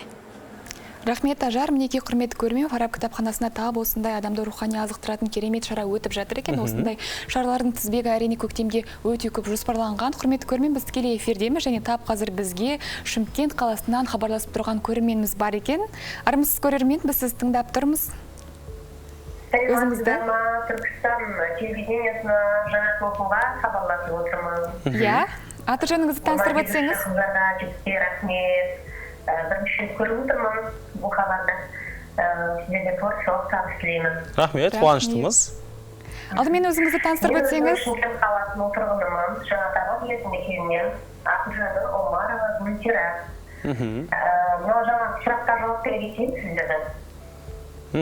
Көктемгі мезгілдерді, айт мерекелеріңіз құтты болсын. Рахмет. Бірге болсын. Әрине біз мынау ат мерекесінде тамашалап тұрдық, байқаласа. Мынау жаңағы тазалық бау-бақша деп жатсыздар, иә? Көктемгі кезінде бәрі тамаша, гүл жайнап жатыр, барлық көздері Шымкент қаламыз әдемі ғой өзі. Барлық қалада әдемі, ең ішінде өзінің сүйікті қалам Шымкент қаласы. Жаңағы бау-бақшамызды айта кетсем, керемет барлық нәрсені отырғызып жатырмыз. Көкші, помидор, огурцы деген сияқты жеміс-жидектеріміз бәрі өзімізден шығады. Гүлдер жайнап тұр, роза гүлдерімізді егіп жатырмыз есігіміздің алдына. Тамаша былай айтқанда қоңсыларымыздың бәрін тазалап, айналамыздың бәрін әдемілеп, әр уақытта таза ұстауға өзіміз жаңағы атсалысып жүрміз әр уақытта. Тамаша. Әдемі тазалығы адам баласына кетік деп ойлаймын. Дұрыс айтасыз, тамаша. Гүлзира ханым, жалпы осы көктемнің шуақты күндерінің келуімен өздеріңіз білек сыбана кірісіп, керемет гүлдерді де, жемістерді де отырғыз бастап кеттік дейсіз ғой. Енді жалпы осындай істер негізі адамның миын тазалауға, адамның өмірге деген көз қарасын жақсартуға да бір көмегін береді. Негізі бақытты сезінеміз, осылай айналамызды жинап, сондай бір гүл отырғызсақ, қалай ойлайсыз? Өте тамаша, көрсетті сіз. Қосыламыз сізге. Иә, Гүлзира ханым, енді жалпы өзіміз хабарымыз басталғалы бері айтып жатырмыз. Бүгінгі бағдарламамызда Шымкент қалалық әкімдігі петуния сортындағы гүлді сіздерге ұсынып отыр. Енді осы ретте хабарымыздың соңында біз жеңімпазды анықтайтын боламыз, және ол жеңімпаз сіз болуыңыз мүмкін. Енді осы ретте сізге Шымкент қаласына жолдасақ. Иә, Гүлзира ханым, енді жалпы біз Шымкент қаласына осы петуния гүлін жолдасақ, күтіп алуға мүмкіндігіңіз бар ма негізі? Әрине бар. Тамаша. Ендеше бізбен бірге болыңыз, Гүлзира ханым. Қуаныштымыз, дәл осындай белсенді көрерменіміз болған үшін сізге әрине алғыс білдіреміз. Сау болыңыз, көп рахмет. Я, шынымен де Шым қаланың тұрғындары өте белсенді ғой. Бау-бақшасы, қай есіктің алдына барып қарамасаң да, жеміс ағаштары, жайқалған гүлдер, жаңа әкеміз айтып жатқан қызанақ, қияр, неше түрлі бақша дақылдары, бақша өнімдерін егіп, есіктің алдына өз өнімдеріңді табиғи өнім жегенге не жетсін. Иә, яғни өте пысық дейсің ғой, өздерінің жаңағы аулаларына да, өздеріне де келгенде, жұмысқа келгенде де, кез келген енді ортаға барғанда сіңіз кететін сондай бір, алдына жан салмайды. Құрметті көрермен, мінекей біз тікелей эфирдеміз, сіздер де хабарласып, өздеріңіздің пікірлеріңізді білдіріп отырыңыздар, себебі хабардың соңында біз жеңімпазды анықтап, керемет петуния сортындағы гүлді сіздерге сыйлайтын боламыз. Оласыңыз, бір минут тағы да бізде тікелей эфирге байланысып отырған көрерменіміз бар екен. Мінекей бүгін көрермендеріміз өте белсенді, шынымен де. Қайырлы күн. Қай өңірден хабарласып тұрмыз? Есіміміз? Алло, сәлеметсіз бе? Мен Шымкент қаласынан есімім Қайталап өтсеңіз, есіміңіз естілмей қалды? Есімім Нұрайна. Нұрайна, қуаныштымыз. Нұрайна ханым, жалпы бүгінгі тақырып аясында өзіңіздің пікіріңізбен бөліссеңіз. Иә, сіздер өте бүгін керемет тақырып көтеріп жатсыздар. Біздің қазір көктем мезгілі шыққаннан бізде тазалық жұмыстары, өзіміздің үйімізден бастаймыз ба, тіпті тазалық жұмыс. Үйімізді, ауламызды, көшемізді, және қаламызды, ауылымызды ретке келтіріп жатырмын. Қоғамдандыру жұмыстары, түтер егу, аттарын егіп, сондай жұмыстар. Нұрайна ханым, өкінішке орай дауысыңыз үзіліп естіліп жатыр. Байланыс нашар секілді. Басқа бөлмеге кіріп сөйлессеңіз немесе тұрған орныңызды ауыстырсаңыз.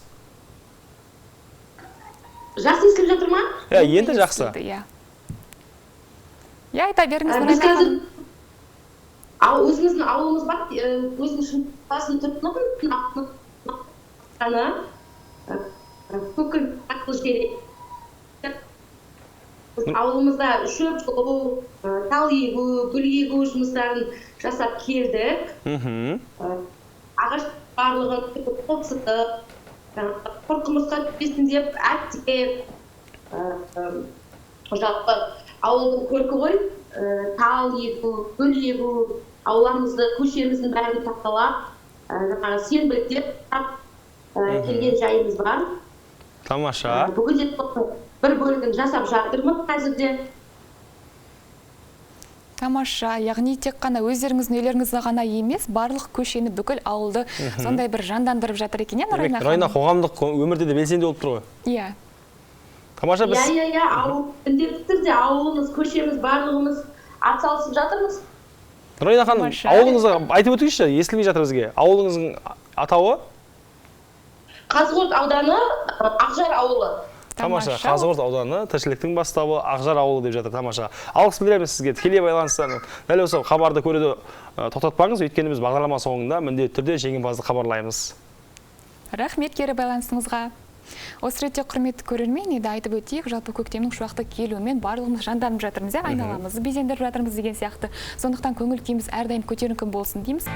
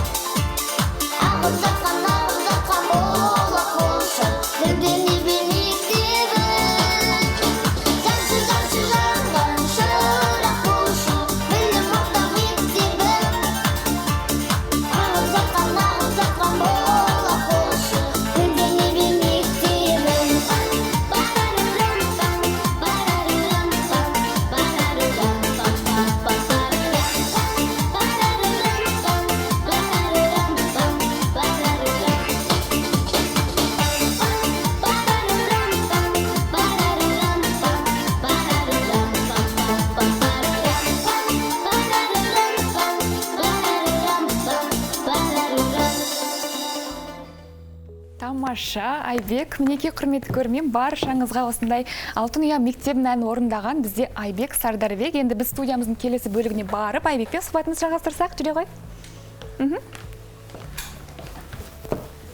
Тамаша, Айбек бізде өте өнерлі жігіт, иә? Не құрметті көрермен, біздің студиямызға қадірлі қонақтарымыз келіп жайғасты. Тағы да таныстырып өтейін. Айбек Сардарбек жаңа ғана сіздерге Алтын ұя мектебінің әнін орындаған біздің сүйкімді балақай және де Ақмарал Сатыбалдықызы музыкалық жетекшісі. Студиямызға қош келдіңіздер. Көңіл күйлеріңіз қалай алдымен? Қош көрдік. Көңіл күйіміз өте керемет. Тамаша. Айбек, сен көңіл күйің қалай? Жақсы ма? Жалпы сен алғаш рет шығып тұрсың ба осылай телевизияға? Алғаш рет па? Қобалжу бар ма? Жоқ па? Жарайсың. Сондай тәтті балақай екен, иә? Енді осы ретте Ақмарал ханым өзіңізден бастасақ, енді көріп тұрмыз, осындай керемет жүлделерін алып келіп отыр екенсіздер. Осыдан бастасақ, жалпы қашаннан бастап жарыстарға қатысып, Айбекті шыңдап жүрсіздер деген сияқты. Мен өзім Бәйдібек ауданы Теректі жалпы білім беретін мектептің музыка пәні мұғалімі және музыка жетекшісімін. Мен Айбекті ең алғаш бірінші сыныпта өзім музыка пәніне сабақ бергендіктен Айбектің өнерін байқадым. Сол бірінші сыныптан бастап осы Айбекті осы әнге, өнерге баулысам деген өзімде бір сондай арман болды. Сол бірінші сыныптан бастап мені Айбекті осы өнерге баулып, әндер үйретіп, балалар әндерін үйретіп, көптеген байқауларға, ең алдымен мектепте өлең айтты, мектептің іс-шараларында өлең айтты. Сосын аудандық байқауларға бардық, облыстық байқауларға барып, біз мені Айбек керемет көптеген жетістіктерге жетіп келеміз. Және де айта кететінім, осы бізге қолдау көрсетіп отқан Айбектің ата-анасы, мамасы, әжесі, атасы бар. Солар бізге көптен көп қолдау білдіріп отырады. Сол кісілерге мен көптен көп рахметімді айтам және алғысымды білдірем. Тамаша, Айбек, қазір нешінші сынып оқисың? Нешедесің?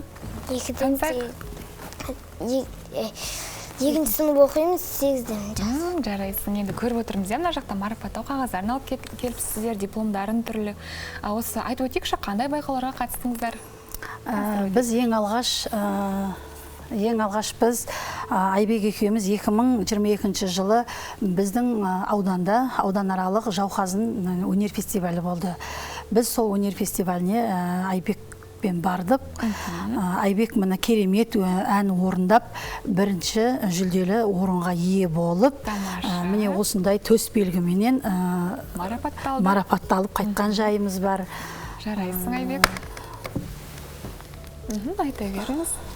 Міне сол аудандық Жауқазын байқауының облыстық кезеңіне өтіп, міне біздің Айбек үшінші дәрежелі орынды дипломмен және төс медальмен марапатталып қайттық. Қуаныштымыз.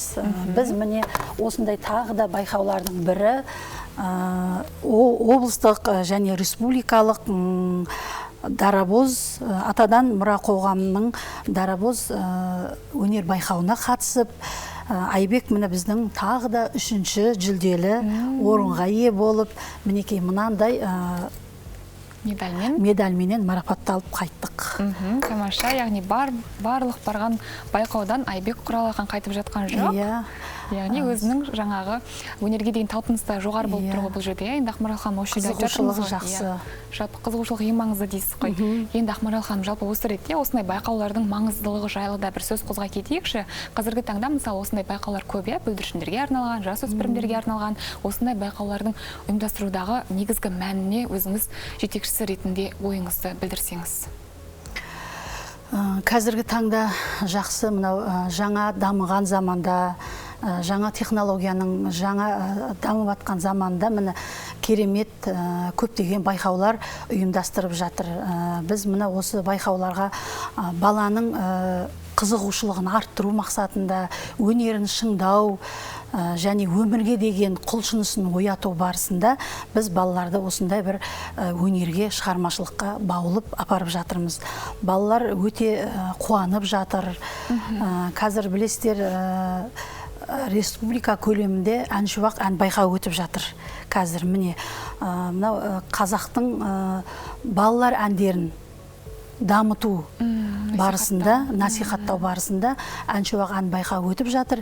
Міне сол әншуақ ән байқауына біздер үнемі балаларды өлең айтқызып салып отырамыз. Тамаша. Мен қазіргі таңда Ақмарал ханым, біз тікелей эфирдеміз және де бізге хабарласып отырған көрерменіміз бар екен. Байланысып алсақ, армысыз көрермен, біз сізді тыңдап тұрмыз. Қай өңірден хабарласып тұрсыз? Өзіңізді таныстырып өтсеңіз.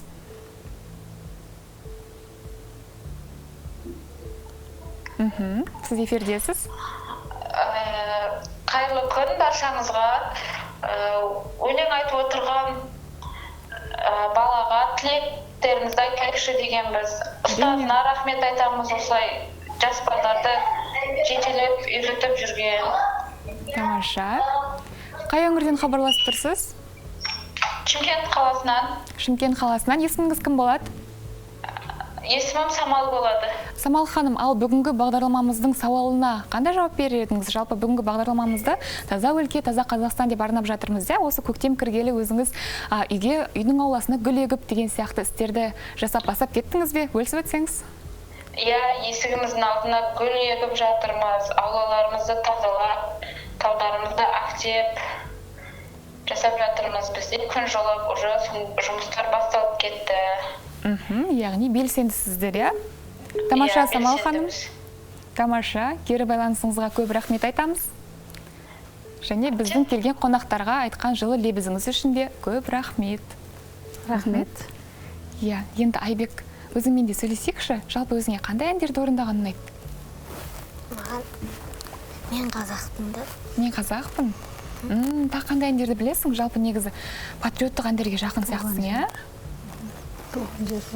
Мен қазақпын, сосын тағы қандай әндер білесің? Ауылға барам деген. Ауылға барам. Орындап бересің ба тап қазір? Бір шумаған, кішкентай бөлігін.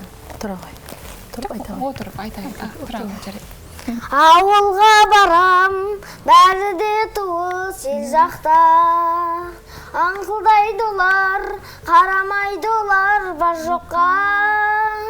Ауылымыз айлы, бауырымыз айлы жыржадан.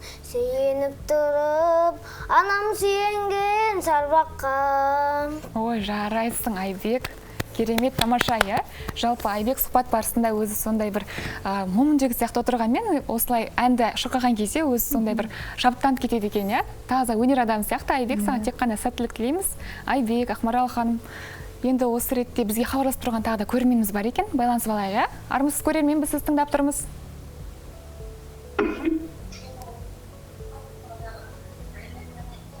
Иә, көрермен, біз сізді тыңдап тұрмыз. Қайырлы күн, саламатсыздар ма? Мен сіздердің бағдарламаларыңыздағы қатысып отқан Айбекке өзімнің жақсы ізгі тілектерімді айтқым келіп еді. Әрқашанда осындай үлкен жеңістерге жете берсін. Мынау өмірде үлкен биік шыңдарды бағындырып, біздің қазақ еліміздің, Қазақстанның атын әлемге жаятын әнші бола берсін деп айтқым келеді. Сіздердің ұжымдарыңызға шығармашылық табыс тілеймін. Тамаша, көп рахмет айтамыз сізге. Енді осындай жылы лебіздерді естіп жатырмыз, иә? Осы ретте Айбек, Ақмарал ханым біздің студиямызға келіп, алтын уақыттарыңызды бөлгендеріңіз үшін, осындай сүбелі сұхбат үшін сіздерге де алғыс айтамыз.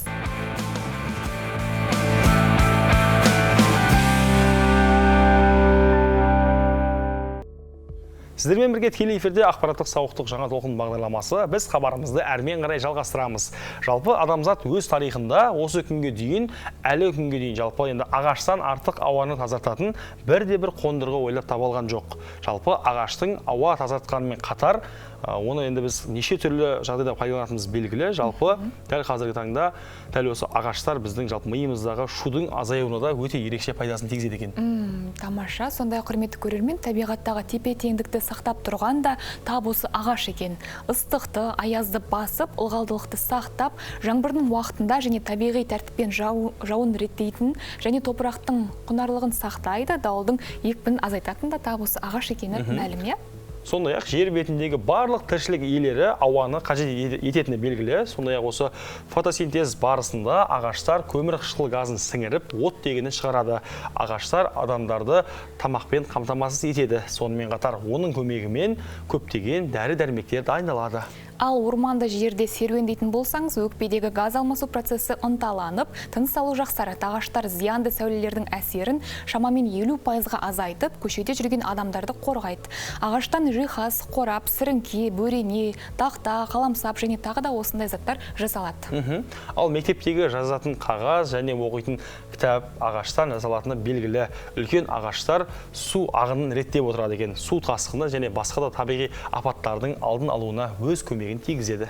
Тамаша, яғни бұл ағаштың бәрімізге мәлім болған осында ең басты пайдасы деп айтсақ та болады. Жалпы ағашпен қоса кез келген өсімдік те негізі оттегіні шығарып, біздің тыныс алуымыз жақсы болу үшін, ауаның тазаруы үшін өзінің септігін тигізіп отыратын да баршамызға мәлім, солай ма? Шынымен де бір сөзбен айтқанда, адамзаттың табиғатсыз күні жоқ, табиғаттың мұнайтуға тілі жоқ. Дегенмен табиғат пен адамзат баласы арасындағы дәл осы бір көзге көрінбейтін байланыс ешқашан үзілмеу керек, және өсімдіктердің, ағаштардың қатары сиремегені абзал. Дұрыс айтасың, Нұрсұлтан. Енді осы ретте айтып өту керек, негізі әлемде біз біле бермейтін неше түрлі ерекше өсімдіктер бар. Құрметті көрермен, тап осындай ерекше өсімдіктерді жинақтап, біздің әріптесіміз бейнематериал дайындаған екен. Олай болса, қандай ерекше өсімдік түрлері бар екен, бірге білейік.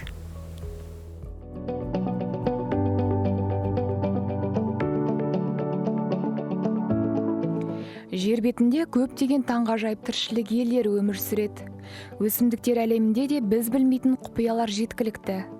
Ендеше жаратылысы мен құрылысы ерекше өсімдіктер топтамасын ұсынайық. Титаникалық аморфофал деген гүлді естігенсіз бе?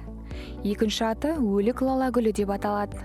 Дүниедегі түсініксіз өсімдіктер тізімін бастап тұр. 1878 жылы флоренциялық ғалым Суматра аралдарынан тапқан. Көлемнің үлкендігімен ғана емес, жағымсыз иіс шығаруымен таң қалдырады. Тағы бір ерекшелігі оның сирек гүлденуі. 40 жылға дейін өмір сүретін мәйіт гүлі 3-4 рет ғана гүлдейді екен. Ал әлемдегі ең кішкентай өсімдік вольфия.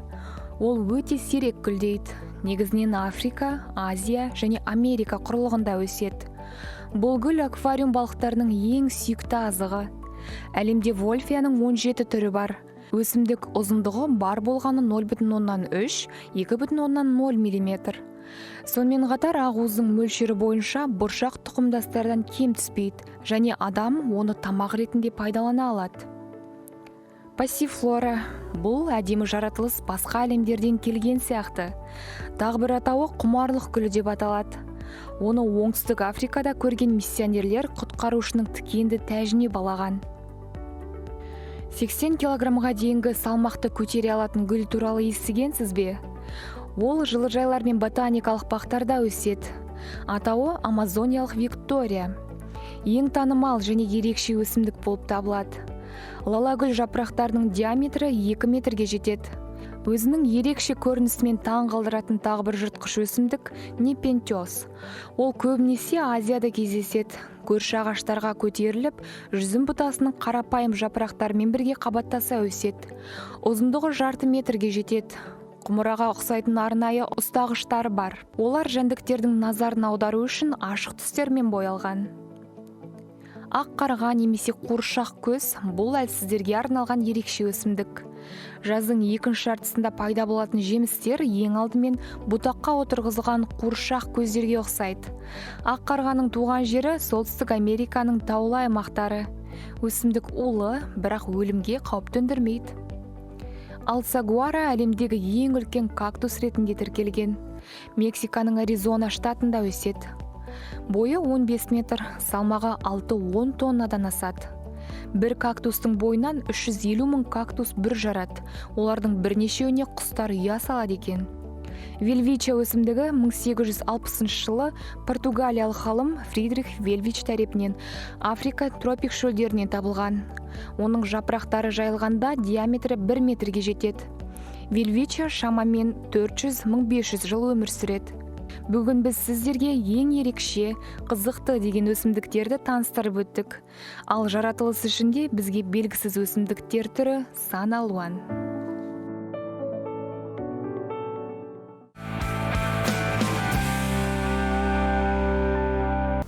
Құрметті көрермен, тікелей эфирдегі жаңа толқын бағдарламасы өз жұмысын әрі қарай жалғастырады. Біздің қонақжай студиямызға кезекті қадірлі қонағымыз келіп жайғасып үлгерді. Таныстырып өтейін.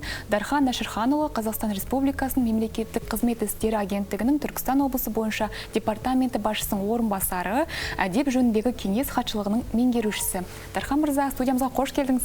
Қош көрдік. Алдымен көңіл күйіңіз қалай? Жақсы. Тамаша. Барлығы жақсы, көп рахмет. Олай болса, енді біз сұхбатымызды бастап өтейік. Алғашқы сұрағым мемлекеттік қызмет істері агенттігінің Түркістан облысы бойынша департаментінің атқаратын қызметі жөнінде алдымен ақпарат беріп өтсеңіз. Рахмет сұрағыңызға. Жалпы біздің департамент мемлекеттік қызмет істері ол уәкілетті орган ретінде Қазақстан Республикасының мемлекеттік органдардың Қазақстан Республикасы мемлекеттік қызмет туралы заңнаманың сақтауын және мемлекеттік қызметшілердің қызметтік әдеп нормаларын сақтауын, сондай-ақ мемлекеттік қызмет сапасын Қазақстан Республикасы заңнамасында көзделген тәртіппен бақылауды жүзеге асырамыз. Демек осы жерде мемлекеттік көрсетілетін қызмет, ол жалпы осы жерде бір түсіндіріп өтейін. Жалпы ол мемлекеттік қызмет дегеніміз не, ол адамның өмірге келуімен, оның бүкіл осы өмір сүруінің кезеңдерінде ол осы мемлекеттік қызмет алумен болады. Және де ол мемлекеттік қызмет деген терминнің өзі жалпы алған азаматтардың, қызмет алушылардың осы қызмет алу үшін өтінішпен жүгінуі немесе өтінішпен жүгінбей-ақ өздерінің құқықтарын, бостандықтарын жүзеге асыру, және де оларға осы өтініштердің негізінде материалдық немесе материалды емес игіліктерді беру аясында бүкіл осы жиынтықты қамтиды. Жаңағы өз құқықтарын білуге бағытталған, иә? Өздеріне қажетті материалдық немесе материалды емес игіліктер алу мақсатында ол жалпы. Жалпы елімізде 1323 мемлекеттік қызмет түрі бар. Оның осы 400-ге жуығы осы біздің Түркістан облысында көрсетіледі. Осы көрсетілетін қызметтердің сапасына, көрсетілу сапасына бақылауды жүзеге асырады біздің департамент. Түсінікті. Енді келесі сұрағым, қызмет көрсетушілер тарапынан наразылық туындаған жағдайда қалай шағым түсіре алады? Осыған тоқталып өтсек. Жалпы қазіргі таңда азаматтар егер осы мемлекеттік қызмет алу барысында бір қандай да бір өздерінің құқықтары бұзылса, негізінен осына өтініш ақпараттық жүйесі бар. Сонымен біздің департаментке жүгіне алады. Онлайн сайт, онлайн. Одан бөлек біздің департаменттің сенім телефоны бар. Ол барлық қызмет көрсетуші мекемелерде брошюралар нелер ілініп қойған. Ол қызмет алушылар оны күнделікті көріп, содан бізге күнделікті 10-ға жуық азаматтар телефоны арқылы да хабарласып бізге өздері мәселелерін айтып, одан бөлек телеграм канал дейміз, сол жерде арнайы ашылған. Осы жерде қызмет берушілер де тіркелген, одан бөлек өтініш білдірген қызмет алушылар да тіркелген. Сол жерде өздерінің проблемалық мәселелерін, кездесіп жатқан қиындықтарын барлығын айтып отырады. Ол жерде біздің департаменттің қызметшілері де бар. Сол жерде көріп, тиісті дер кезінде оператив дейміз ғой, тез реагировать етіп, сол жерде өздерінің кеңестерін беріп отырады ұдайы. Түсінікті. Яғни онлайн түрде де, офлайн түрде де адамдар жүгінуге барлық жағдай жасалған. Ал енді осы ретте айтып өтейікші, жалпы осы уақытқа дейін азаматтардың құқығын қалпына келтіру фактілері тіркелді ме? Және статистикаға да бір сүйеніп өтсек, осы департаменттің қолдауымен, департаменттің тарапынан қанша азаматтың құқығы қалпына келтірілді? Осы біздің департаментке өткен жылы, 23 жылы 137 өтініш түскен болатын. Соның ішінде 13 қызмет алушының құқықтары бұзылғаны анықталып, тексеру жұмыстарының нәтижесінде департамент қызметшілерінің олардың барлығының құқығы қалпына келді. Ал биыл осы 24 жыл ағымдағы жыл бүгінге дейін 40-қа жуық арыз шағым түскен осы мемлекеттік қызмет көрсетуге қатысты. Соның 8 қызмет алушының құқықтары қалпына келтіріліп отыр. Қазіргі таңда. Статистика бойынша, яғни ағымдағы жылдың статистикасы? Ағымдағы жыл 40-қа жуық өтініш түсіп, соның 8-і өз дәлелін тапқаннан кейін оны құқығын қалпына келтіріп отырмыз. Дархан мырза, жаңа айтып өттіңіз, осы департаменттің тарапынан құқықты қалпына келтіру бойынша біршама жұмыстар жүргізілді деп статистикаға да бір шолу жасап өттік. Енді осы ретте қандай бұзушылықтар орын алған екен? Осыған да тоқталып өтсек, жалпы қандай жаңағы ситуациялар кездесті және қандай шаралар қолданды, тиісті адамдар өз жауапкершіліктерін алды ма деген сияқты? Былтырғы жылы Түркістан қаласының азаматшасы бізге атаулы әлеуметтік көмек алу барысындағы оған тиісті қызмет ұсынбауына қатысты бізге шағымданған болатын. Соның нәтижесінде біздің департамент пен мансап орталығы дейміз, Түркістан қаласының. Соған жоспардан тыс тексеру ашылып, сол жерде расында да қызмет алушының шағымында көрсетілген уәждері өз дәлелін тауып, яғни оған заңнамада көзделмеген негіздермен оған атаулы әлеуметтік көмекті беруден негізсіз бас тартқандар анықталды. Нәтижесінде департаментпен тиісті нұсқама берілді және ол азаматшаға атаулы әлеуметтік көмек тағайындалды. Нәтижесінде сол мансап орталығының тиісті тұлғалары тәртіп жауапкершілікке тартылған болатын. Одан бөлек бізге Жетісай ауданынан бір азаматша арыз түсірген болады былтырғы жылы. Ол арызында өзінің тұрып жатқан үйі санитарлық эпидемиологиялық талаптарға сәйкес болмауына байланысты тұрғын үй кезегіне мұқтаж екенін білдіріп, сол жергілікті жердегі осы тұрғын үй кезегіне қоятын қызмет беруші мекемеге жүгінген өтінішпен. Алайда ол мекеме Жетісай ауданында бірнеше рет ол кісіге осы қызметті беруден бас тартқан, яғни ол кісіні тұрғын үй кезегіне қоюдан негізсіз бас тартқан. Өз кезегінде біздің департамент қызметшілері ол Жетісай ауданына тексерумен барып, сол жерде тұрғын үй туралы заңнама бар, соның нормаларын бұзылғаны анықталып, тиісінше ол азаматшаны қайтадан өтінішпен жүгіндіріп, яғни ол кісінің тұрғын үй кезегіне тұруға ықпалын жасады. Тағы да бір жайттар орын алды осы жылдың басында. Кентау қаласынан азаматша жүгінді, өзінің мекен жайының, өзінің мүлкінің мекен жай анықтамасы деген қызметтің түрі бар. Адресіне регистр деп айтады, бұлай жалпы халық арасында. Сол қызметті алуға жүгінсе, сон дейміз, халыққа қызмет көрсету орталығына. Ол жерде де ол кісіге ол қызмет көрсетуден бас тарту орнаған.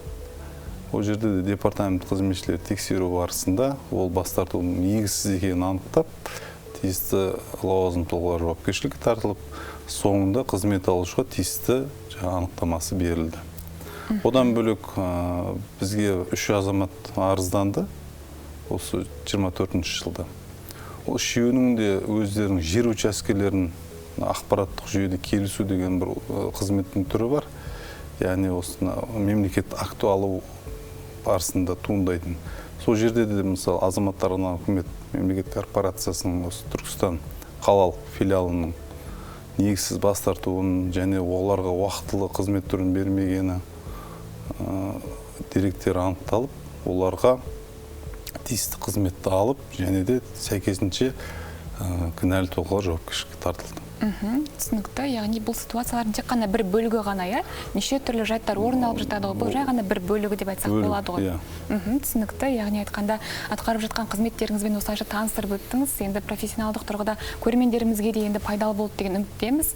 Осы ретте құрметті көрермен, сіздер де әрине осындай жағдайларға тап болып жатырсаңыздар, онда әрине сіздердің мекемелеріңізге жүгінсе болады. Өзіңіз айтқанда жаңағы онлайн немесе офлайн түрде, онлайн түрде қандай сайт еді? Өтініш ақпараттық жүйесі бар. Одан кейін біздің департаменттің әлеуметтік желіде арнайы нелері бар? Парақшалар.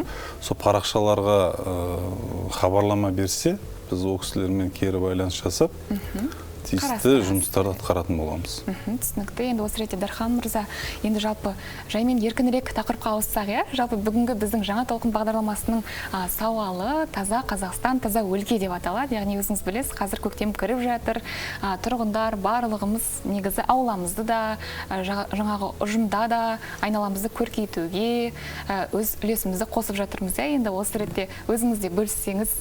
Дұрыс айтасыз. Қазір барлығымызға мәлім, теледидардан көріп отырмыз, ақпараттық жүйелерден көріп отырмыз. Президентімізден бастап осы акцияны қолға алып, президентімізден бастап мынау елордамызды, Астана қаласын көркейтумен біз көріп отырмыз, айналысып жатыр, шақырып жатыр азаматтарды. Одан бөлек кеше ғана облыс әкімі өзі бастап бүкіл облыс тұрғындарын осы өңірімізді көгалдандырып, тазартып, оны жаңағы талдар егіп, тиісті осы жұмыстарды атқаруға шақырып жатыр. Жалпы ес білгелі білеміз, көктем шығысымен барлығымыз осы тал егумен, жан-жақты тазалаумен, әктеумен, басқа да санитарлық жұмыстармен айналысумен өсіп келеміз. Сондықтан бүкіл облыс тұрғындарына айтарымыз, осы жұмыстарды белсенді болуға, осы жұмыстарға ерікті түрде шығып, өзіміздің ең орналасқан үйіміз бар, ауламыз бар, соны таза ұстап, көшелерді мейлінше таза ұстап, қоқыс тастаудан аулақ болып, осындай жұмыстарды жасауға шақырамын. Жалпы өзіңіз белсенсіз бе? Өзіңізге де бір тоқталып өтейікші. Жалпы соңғы жылдармен осы Түркістанға көшіп келгелі пәтерде тұрамын, дегенмен департаментпен бірге біз жылда осы Түркістан қаласында немесе Түркістан қаласынан тыс жерлерде осындай тазалық, сенбілік жұмыстарына белсенді түрде атсалысамыз. Жылда тал егумен, тазартумен, Былтырғана Кентау қаласымен Созақ ауданы баратын жолда бұлақты ашу, сүйірді санитарлық жұмыстар жүргізумен айналысқан болатымыз еріктілермен бірге. Сол сияқты жұмыстар биыл да жоспарлаудамыз. Алдағы апталарда сенбіліктер жоспарланған, сол сенбіліктерге белсенді түрде шығып, барлық мемлекеттік қызметшілер бар, басқа азаматтар бар, тиісті жұмыстарды жасауға шақырамыз. Тамаша, Дархан мырза, бүгін біздің студиямызға келіп, алтын уақытыңызды бөліп, осындай профессионалдық тұрғыда өзіңіздің кеңестеріңізді айтқаныңыз үшін, толығырақ бізге ақпарат бергеніңіз үшін көп рахмет айтамыз.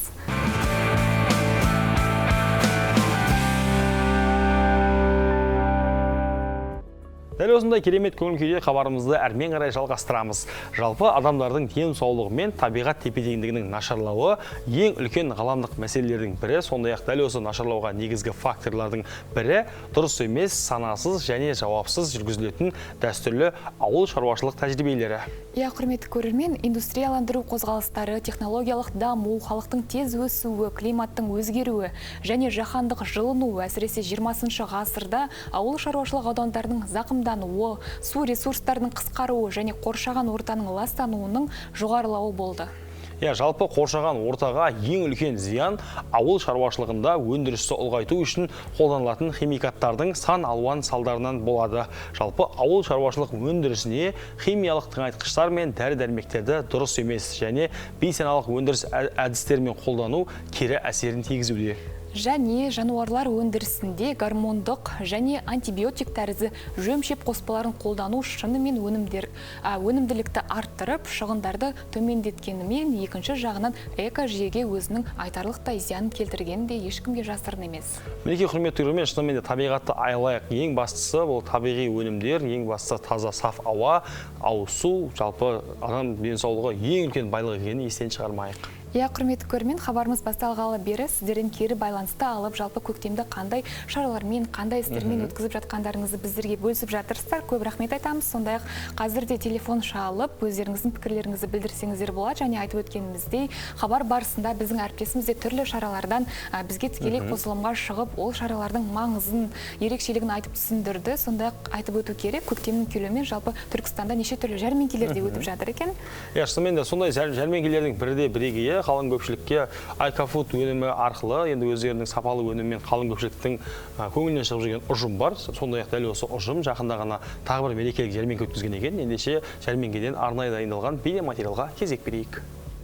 Көктемнің шуақты күндерінің келуімен мерекеге орай Атамекен жанынан құралған іскер кәсіпкер әйелдердің ұйымдастыруымен шаһар тұрғындарына арнап жәрмеңке өтті. Бұл жерде барлық стандартқа сәйкес жоғарғы дәрежедегі отандық өнімдер ұсынылып, келушілердің көңілінен шықты. Айта кетейік, бұл жәрмеңкеге халық супермаркеті де өз үлесін қосты.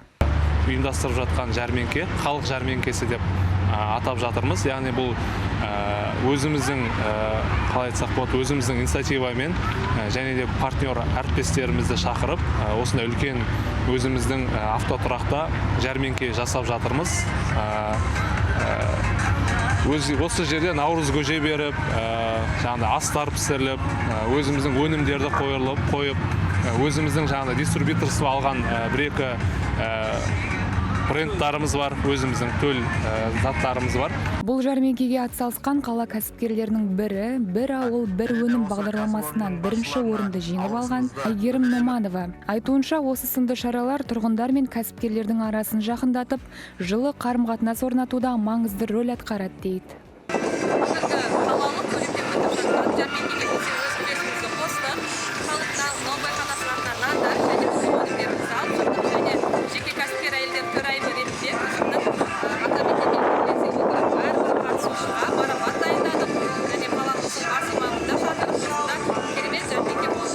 Қала көлемінде өткен жәрмеңкеге жиналған көпшіліктің қарасы қалың, ұсынылған азық-түліктің сапасы мен бағасына риза болған халық алғыстарын жаудырды. Осында жеңілдік болып жатыр деген соң келдік, осы Түркістан қаласынан. Осы жерден пісе майымды алдым, тұқымымды алдым. Жаңағы как раз ауылға шыққанға жаңағы немізді алдым. Заттары жақсы, арзан екен. Рахмет осындай халқыма ұйымдастырғанына. Тап осындай шаралар халыққа ғана тиімді емес, сонымен қатар қаламыздағы бизнес өкілдерінің қарыштап дамып, конкуренцияға қабілетті болуына да берер пайдасы мол екені сөзсіз.